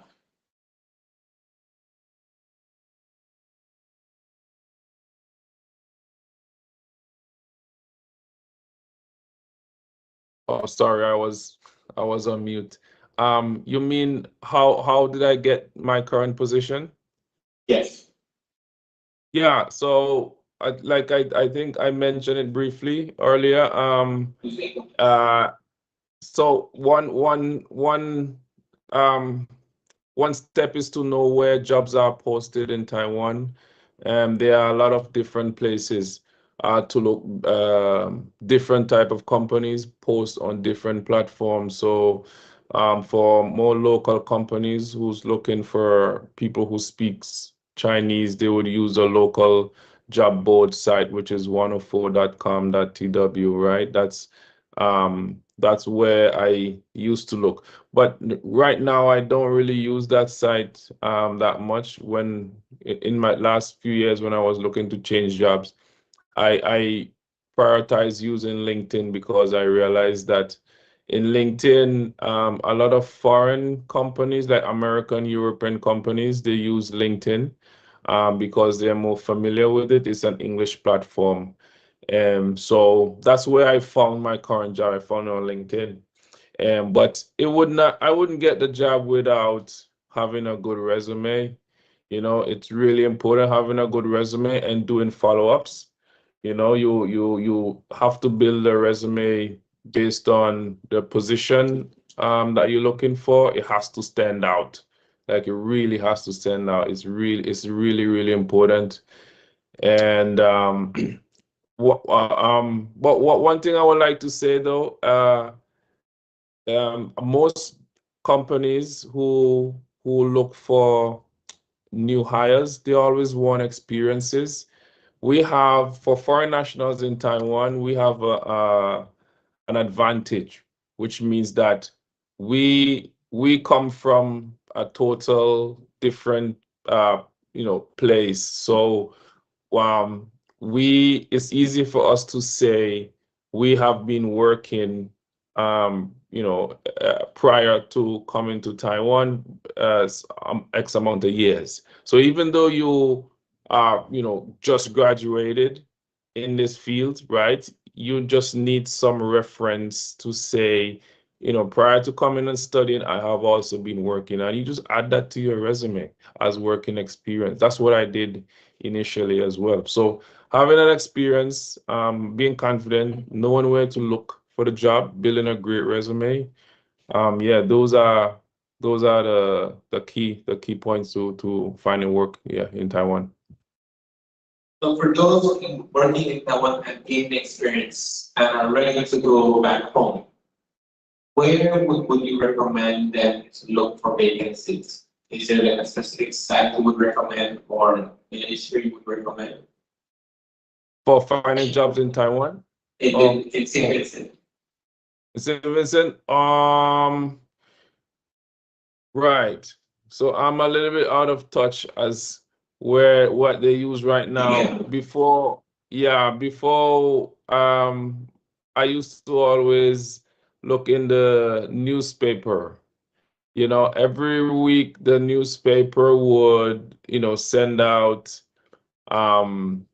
vacancies, right? Do we have something online right now? I don't even know if we have an online platform where we can just find where people go to look for jobs in St. Vincent. There probably is, but I really don't know. Okay. And for Dr. Ryan, for you, is there how did you come about becoming a teacher? Like, where did you see vacancy? And for those now, where can they find vacancies? Yes. So before I answer that, what I'd like to say is that this takes a long time. So don't expect to start looking for a job back in Belize, look for 6 months to a year.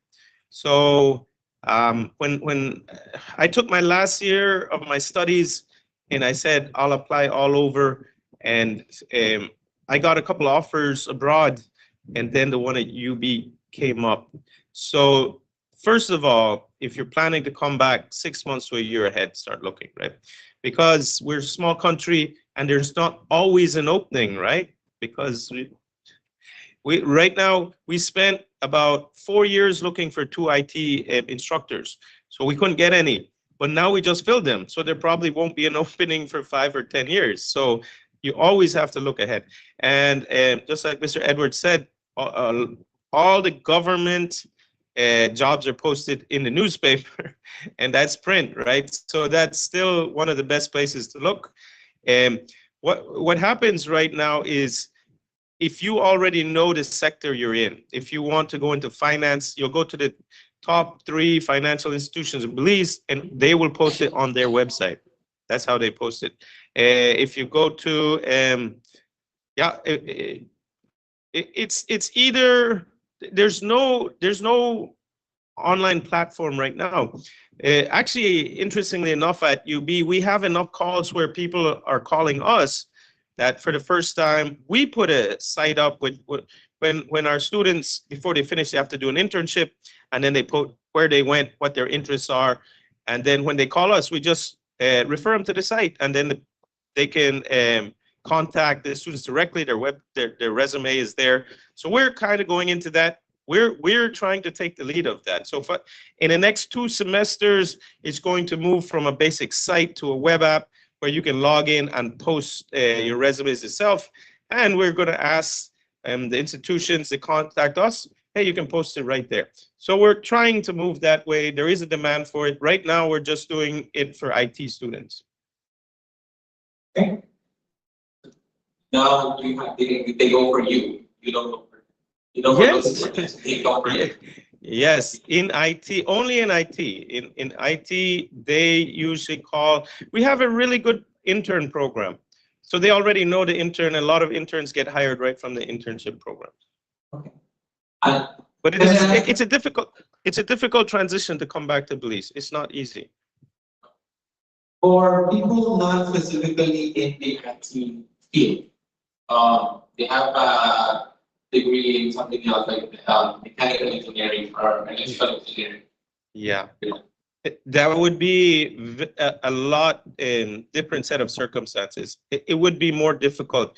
So what I would recommend is, if you're in public health, then try to see the government public health. Do you know anybody there? Can anybody recommend you? Or if you want to private, do you know anybody there? There's no, I think it's not an easy transition to come back. It's not. So it would be a one-off basis, depending up to, you might, there's a lot of degrees that people get that there's no jobs in Belize. I'll give you examples. Farah was 2 years before me, and she finished and she went to work at TSMC. So with that experience, there's 0 jobs in Belize for that. So she's working in Europe, right? So I've seen that happen. So there's some jobs that we're never going to have a fab in Belize. So Mr. Edwards has said that Taiwan culture is easily replaceable. Is that the case? Easily replaceable. You are easily replaceable. In Taiwan or in Belize? In Taiwan. In Taiwan, I think you are. Yes, in Taiwan, just because of the size. I think that there's a lot more people going out for your job. Yes, there's a lot more competition. If you don't make it, they have 10 other people. And in Belize, it's not like that. There aren't 20 people with your degrees. They're just not. And then in Taiwan, there's hundreds, right? That's one of the perks of having going to Belize. Yes. You're unique. Yes, you might. Yes, I think there's 2 or 3 people that have a master's degree in cybersecurity in the whole country. I think we know them. They're our colleagues, right? And there's 3. That's it for the whole country. So if you want a job going to cybersecurity, yes. Okay. The 3 universities are trying to hire him: Galen, University of Belize, and now St. John's is a university. So all 3 of them are headhunting him. There's nobody else to teach it. With the education sector. Yes. Okay.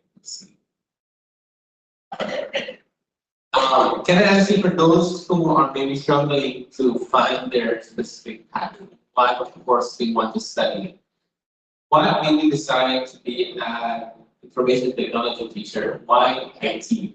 Why did you choose this field? Yeah, that's a good question. I've known students that are very, very capable, highly intelligent. Programming comes easy to them. They could do it, and they say, "Sir, I'm going to get out of it because it doesn't interest me." And I'm like, I'm the opposite. It was very difficult for me, but I just liked it. I didn't mind spending the extra time on the computer. I would get it done. But I tell students, you know what? We have a 50% attrition rate in the first year of IT. Now, we've been trying to resolve this. What can we do? But I don't think everybody should stay in it. The first couple weeks at school, I'm like, this is what it is. Do you like it? Is this what you want to do for the rest of your life? And if they say yes, I say, I don't care how easy it is or hard. I don't care. Is this something you want to do? And we encourage them. And what I would say the solution in Belize is try to get more people interested from the high school and primary school. Just get more people interested. So and we do our service projects with that. We try to reach out and teach some Scratch programming in the high schools and primary schools, but it's a one-off. It's not like an effort by government to say, let's get more people in that. That's lacking. Yes, interesting when you mentioned that. That's what I think too. Like, getting them started from primary school to high school will help them determine what they want to be. So I think there's countries like Taiwan, Japan, South Korea, even UK that we should be following. We basically follow their educational system. It's been over 10 years that they enacted it in law, that computational thinking and programming is taught at every level. That's a law, right? So if we like to follow UK system, why don't we do that? We're not, right? So this is something that you guys can do when you come back. All right. Actually, I'm doing it on the side well for my nephews and nieces. That right now I have them doing some programming and getting some technological background so they can open their mind. But from what I see with them, yes, I think it is not difficult to implement these into private schools to get for them to get an idea of how things work. And your opinion, Mr. Edward, having them, how did you get into this field? What made you choose this field? How would I get into what field? How did you get into this field? Did you follow this from young? Did this field, was it easy for you that you said, okay, I want to do it? Or was it difficult for you that you still want to do it? You were interested in the field. Or you found an opening? Why did you decide this field and not any other field? Yeah, it's a very good question. Because you see what Mr. Ryan said there. He said that if you want to find a job, it's not like you apply and get it right away. People spend months, up to a year to find a job, right? If it was your interest always, right? Like you always wanted to do this, you would spend time and be looking at the markets, be networking, see what's there, see what's the new technology, because it's keep changing, and you will keep learning, right? So you would know when the time comes for you to apply or get in there, you would know how to get in there. For me, it was always an interest of mine. Computers being an interest of mine, not necessarily programming, but just technology, So before coming to Taiwan, I knew that I wanted to be in this field. Didn't know exactly what I wanted to do, but I know I wanted to be in this field. So I studied engineering, and after that, even when I was studying, I was always looking at what technology is out there, what's the trend, and what companies I would be interested in working for, what type of people they are looking for. You got to do all this research before you want to apply. So when the time comes and you apply, you have a really good chance of just being confident that you know what exactly you want. So it starts with interest and then with research, and then execution. Yeah. Yeah, great. Yes, because Mr. Edward mentioned that he's seen some students that are for himself. He said that they weren't good at programming initially, but they want to be in the field.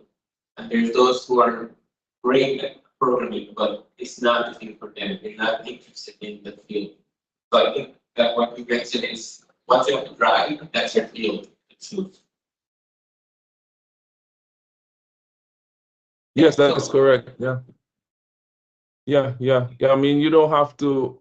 If it's great if you have an interest, if that's your interest, it's awesome.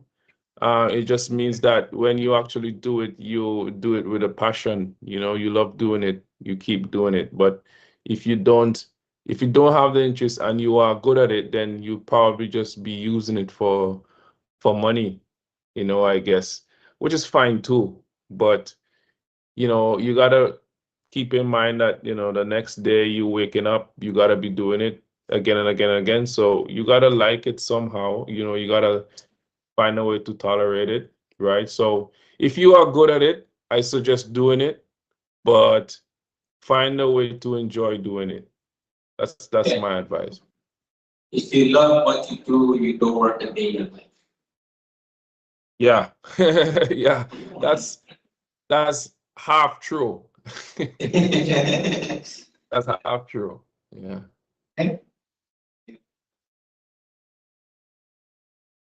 Do we get back with Dr. Ryan? Okay. I think that's all the questions that we for our panelists. Yeah, I think I will end it there. We have no other questions. Okay. Well, thank you for being here with us, Mr. Edwards. And thank you to Dr. Ryan for imparting your knowledge on us and your future colleagues and your next brethren, national brethren, to help them decide what path they want to take and how to go to that path.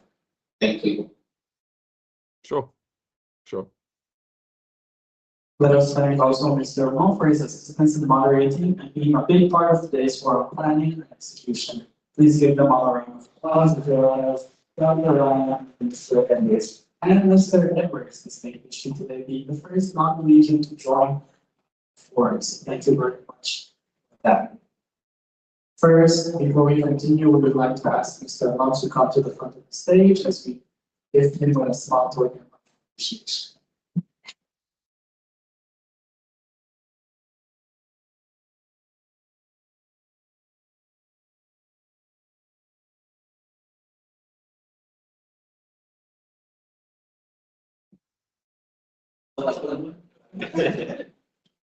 Thank you, Mr. Wong. This concludes all panels for today. And we would like to ask Director Trump, since you are very knowledgeable on school visa, the steering committee would like to ask if there are a few ways we'd like to share about that gold visa like this and how to go about the opportunities in getting them.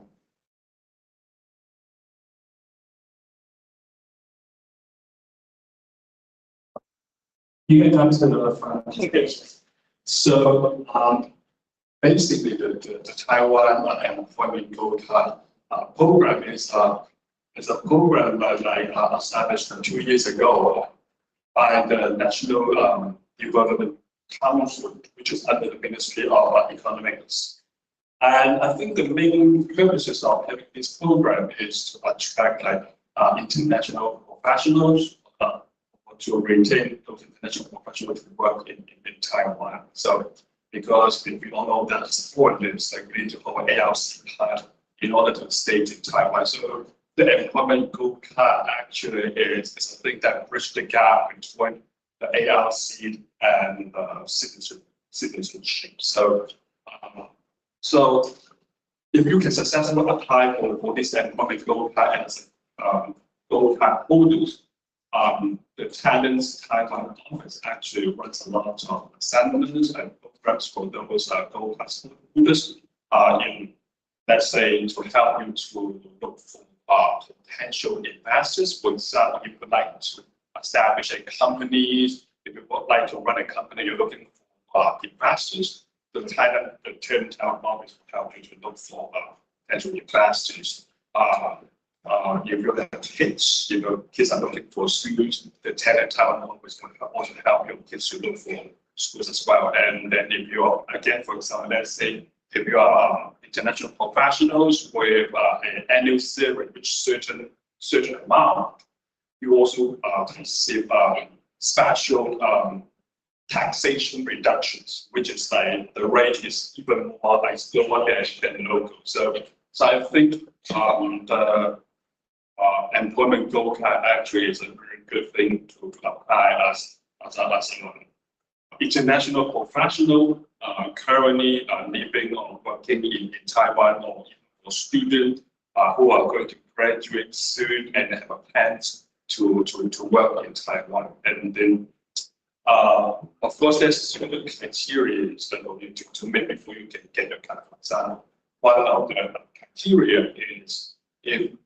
graduate with a degree, let's say master or PhD degree from a university, which is ranked in the top 500 of like NCKU and some other university in Taiwan.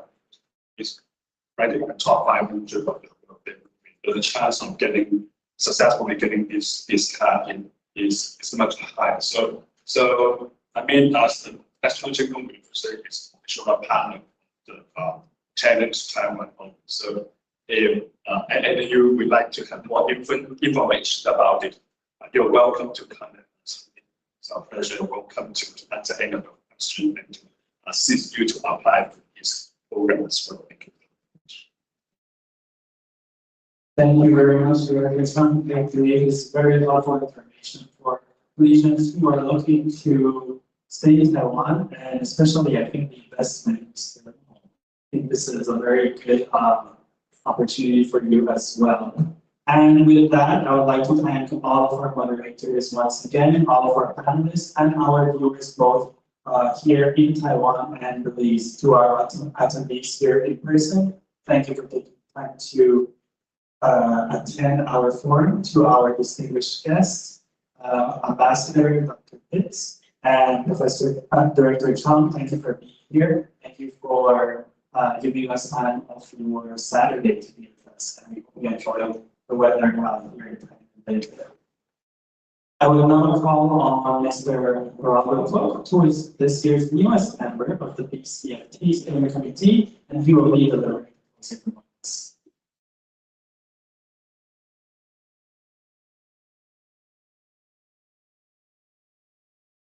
He is joining us online from Belize.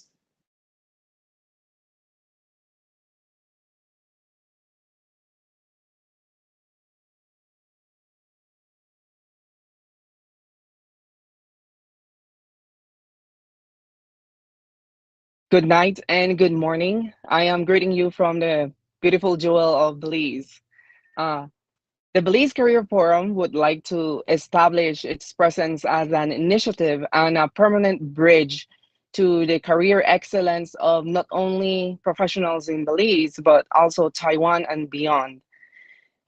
Through our careers, we all have sought a future where maybe perhaps someone might show interest and take us under their wings and mentor us or even guide us.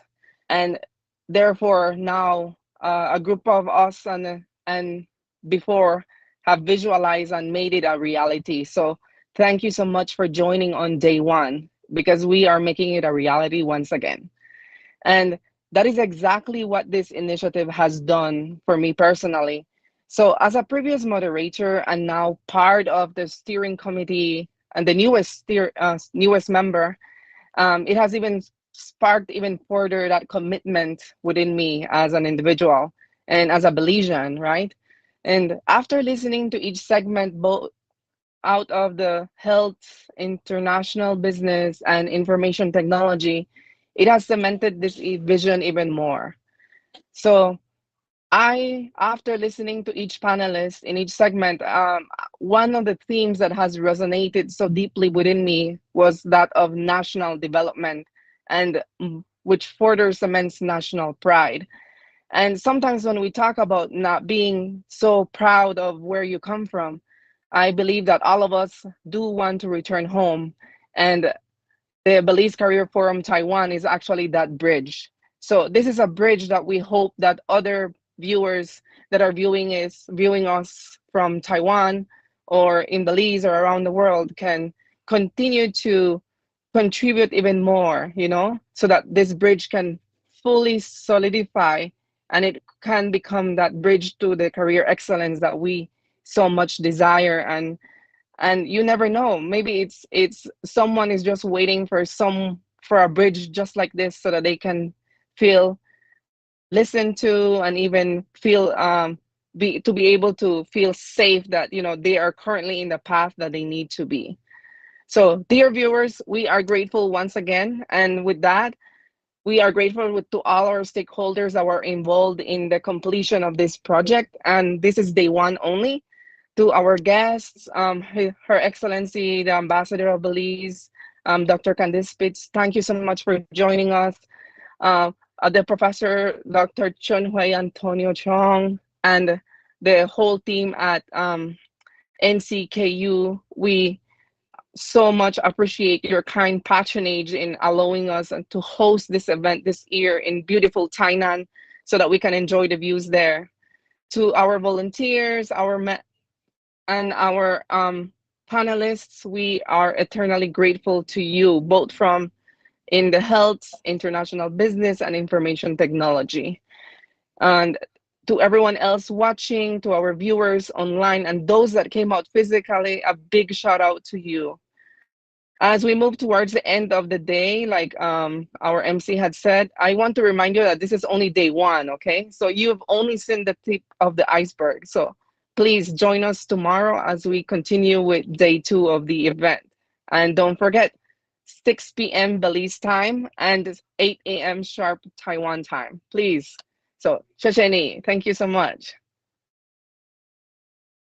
Thank you very much, Mr. Pro. And we hope you have a lovely experience. Now we would like to call Ms. Anissa Na to come to the front of the stage to receive a certificate of thank you for participating as a moderator in today's forum.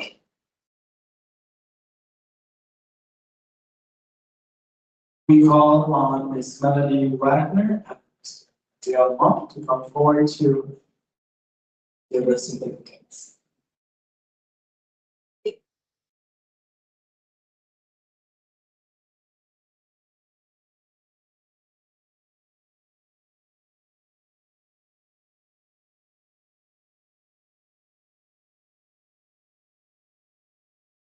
I was enjoying that too much. I forgot I was supposed to be MC. So we can get Mr. Andrew Castillo, whose mom is somewhere around here. See him live or performing live. Thank you so much, Mr. Castillo, for all your efforts today.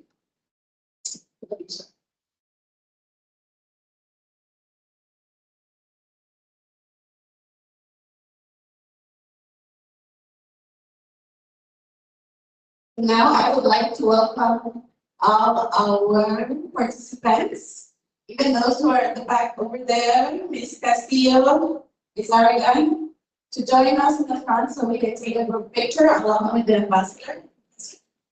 So let's call them out. And go on. There's many. Yeah.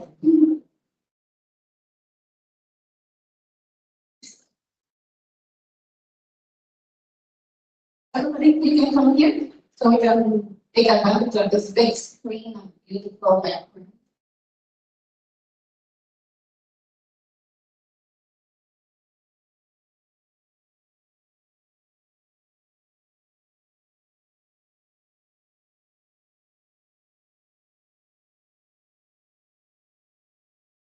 I'm sorry, we all went here.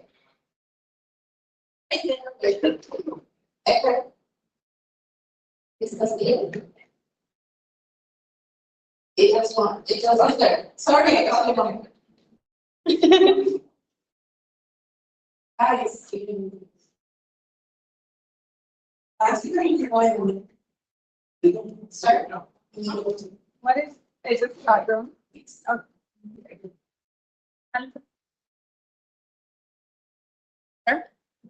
Right there beside me. Mr. Edgar, you're very important. Thank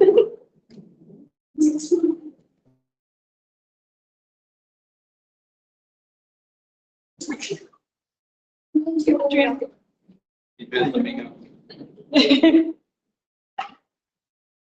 Oh, I'll get it. Okay. Comment it on.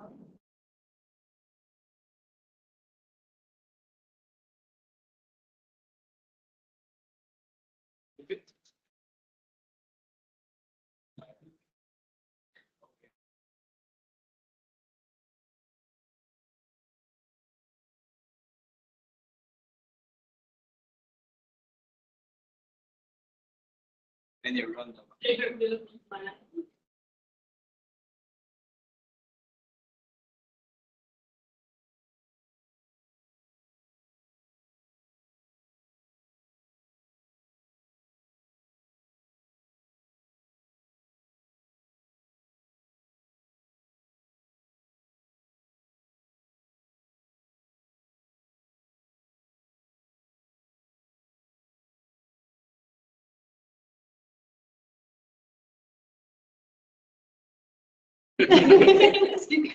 It's my style.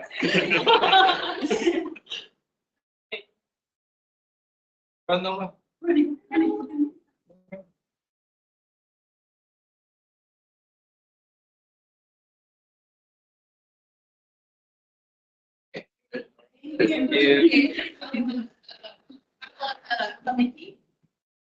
Ambassador and Geraldo. Put them in the screen. Okay, all right. Let me ask myself. Geraldo. Put the screen. Can you invite Geraldo to join? Yeah. Now the steering committee will take a picture alongside the ambassador and the attachment. We ask Mr. Book if he can turn on his camera for the picture.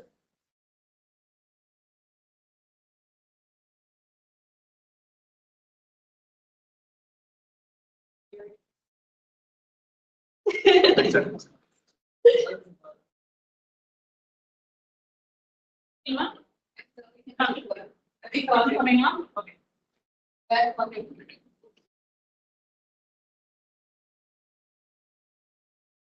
You, that one, what is that?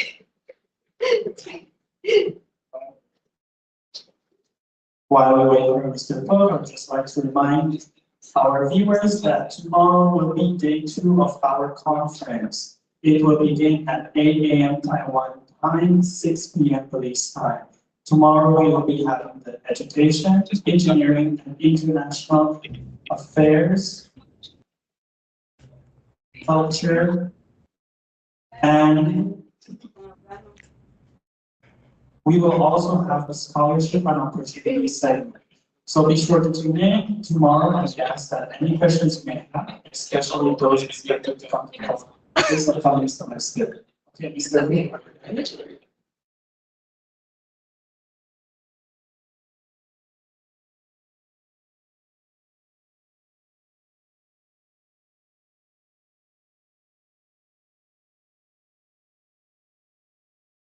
Thank you. Thank you, everybody. Thank you once again. Just a reminder, tomorrow we will be having the education, engineering, and international affairs, culture, and communication segment, along with the scholarship and opportunity segment. Be sure to tune in and send your questions during the forum. Thank you for joining us today. Have a safe night and a safe afternoon to those here in Taiwan. And we will see you again tomorrow. Thank you very much.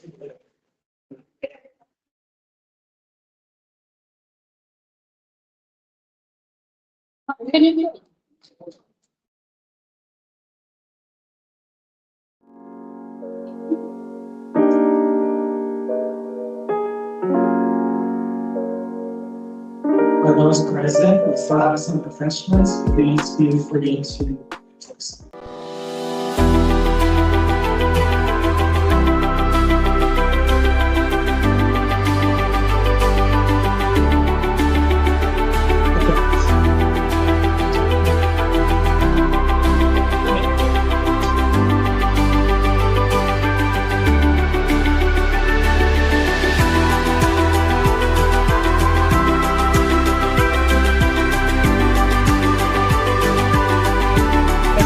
You might be.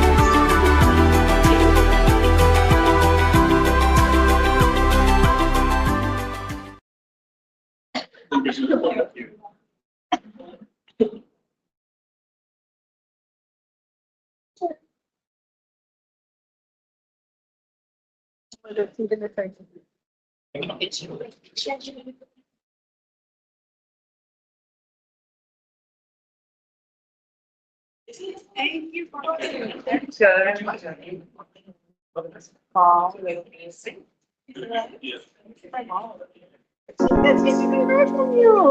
Oh, because it's leader, that's the reduced here. Because yeah, that's good. Thank you.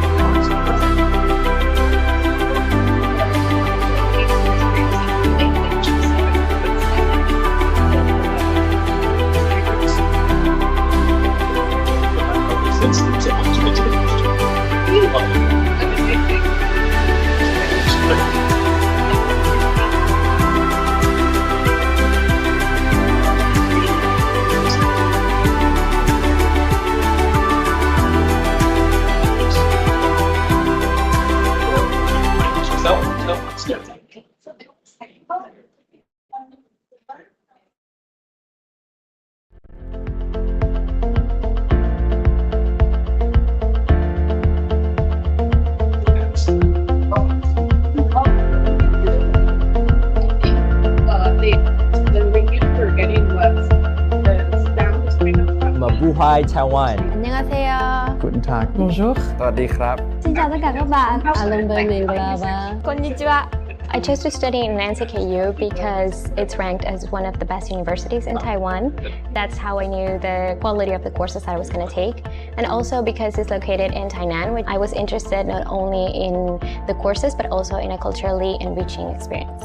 NCKU is also very good, very famous for its reputation in terms of education in Taiwan, and it's offered me a great scholarship. That's why I was not hesitant to take this chance. I would really recommend the Banyan Garden. Don't listen to them. I think it's beautiful. The trees are really mesmerizing, and I like to go there in the morning when there are not many people. To learn Chinese is not easy, it's very difficult. But here, I'm so glad, I'm so thankful because NCKU provides a free 1 year Chinese course for all international students. After having the free Chinese courses, I will be able to speak one of the biggest languages. So I saw it as an opportunity. NCKU gave me the opportunity to choose my own scholar paths, help me to specialize myself, the courses I like. It's provided me to enjoy learning every day. Course which is very related with my expertise is about HIV care, and the second one is about research development. This university provides HIV and public health epidemiology course, which is very connected. I really love the library. It's a top-class library. It's beautiful from the outside. Just the walk there is very, very nice. A lot of trees, very pleasant. Magic School of Green Technology impressed me the most because the zero carbon emission that it achieved, and it was one of the first buildings in Asia. It was really impressive to see the latest technology in one of the buildings on campus.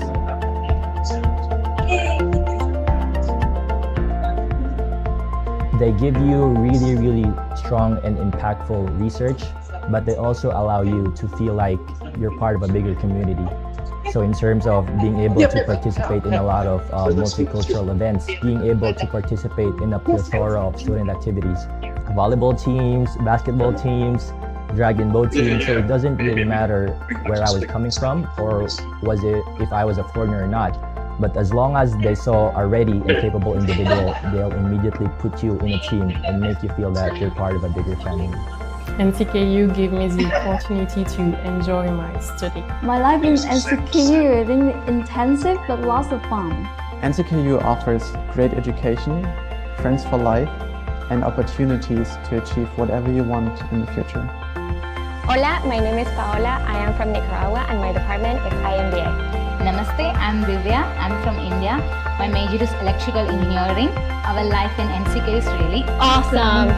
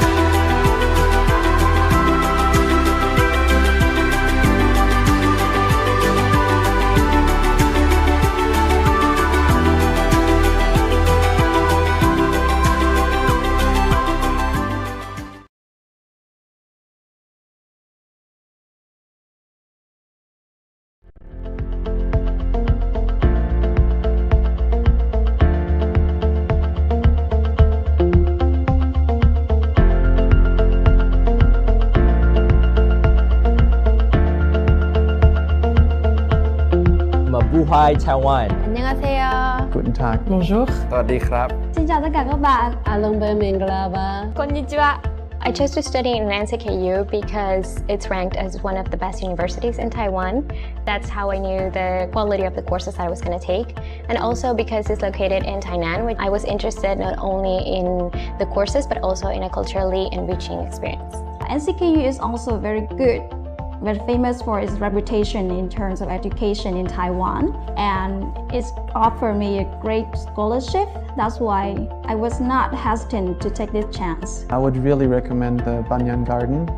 I think it's beautiful. The trees are really mesmerizing, and I like to go there in the morning when there are not many people. To learn Chinese is not easy, it's very difficult. But here, I'm so glad, I'm so thankful because NCKU provide a free 1 year Chinese course for all international students. After having the free Chinese courses, I will be able to speak one of the biggest languages. So I saw it as an opportunity. NCKU gave me the opportunity to choose my own scholar paths, helped me to specialize myself, the courses I like. It's provided me to enjoy learning every day. Course which is very related with my expertise is about HIV care, and the second one is about research development. This university provides HIV and public health epidemiology course, which is very connected. I really love the library. It's a top-class library. It's beautiful from the outside. Just the walk there is very, very nice. A lot of trees, very pleasant. Magic School of Green Technology impressed me the most because the zero carbon emission that it achieved, and it was one of the first buildings in Asia. It was really impressive to see the latest technology in one of the buildings on campus.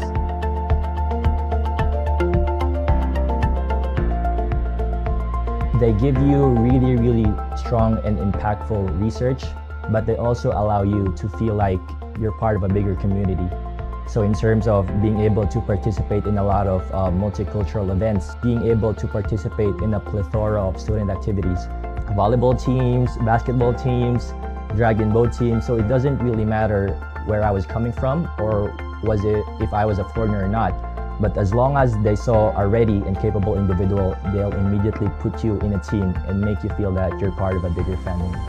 NCKU gave me the opportunity to enjoy my study. My life in NCKU is really intensive but lots of fun.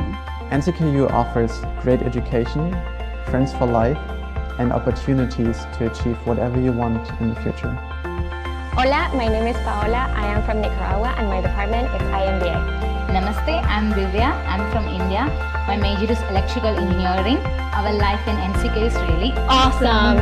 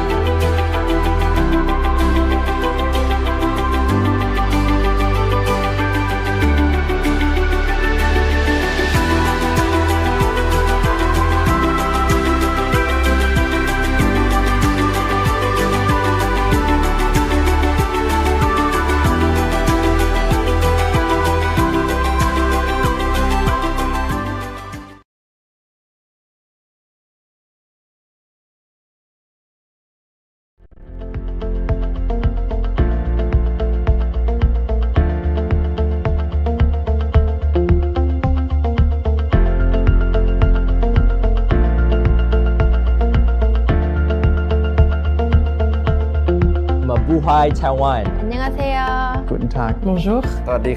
Xin chào tất cả các bạn. Alumbe Minglava. Konnichiwa. I chose to study in NCKU because it's ranked as one of the best universities in Taiwan. That's how I knew the quality of the courses that I was going to take. And also because it's located in Tainan, which I was interested not only in the courses but also in a culturally enriching experience. NCKU is also very good. Very famous for its reputation in terms of education in Taiwan, and it's offered me a great scholarship. That's why I was not hesitant to take this chance. I would really recommend the Banyan Garden. I think it's beautiful. The trees are really mesmerizing, and I like to go there in the morning when there are not many people.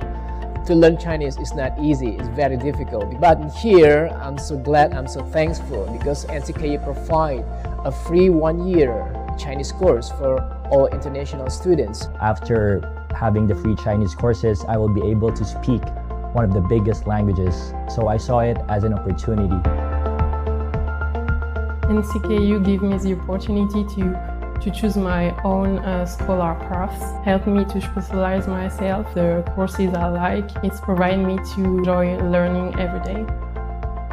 Course which is very related with my expertise is about HIV care, and the second one is about research development. This university provides HIV and public health epidemiology course, which is very connected.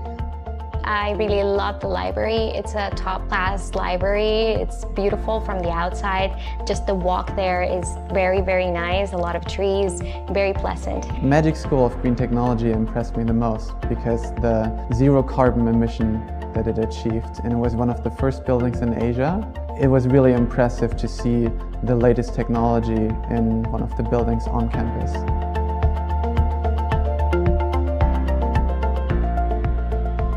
They give you really, really strong and impactful research, but they also allow you to feel like you're part of a bigger community.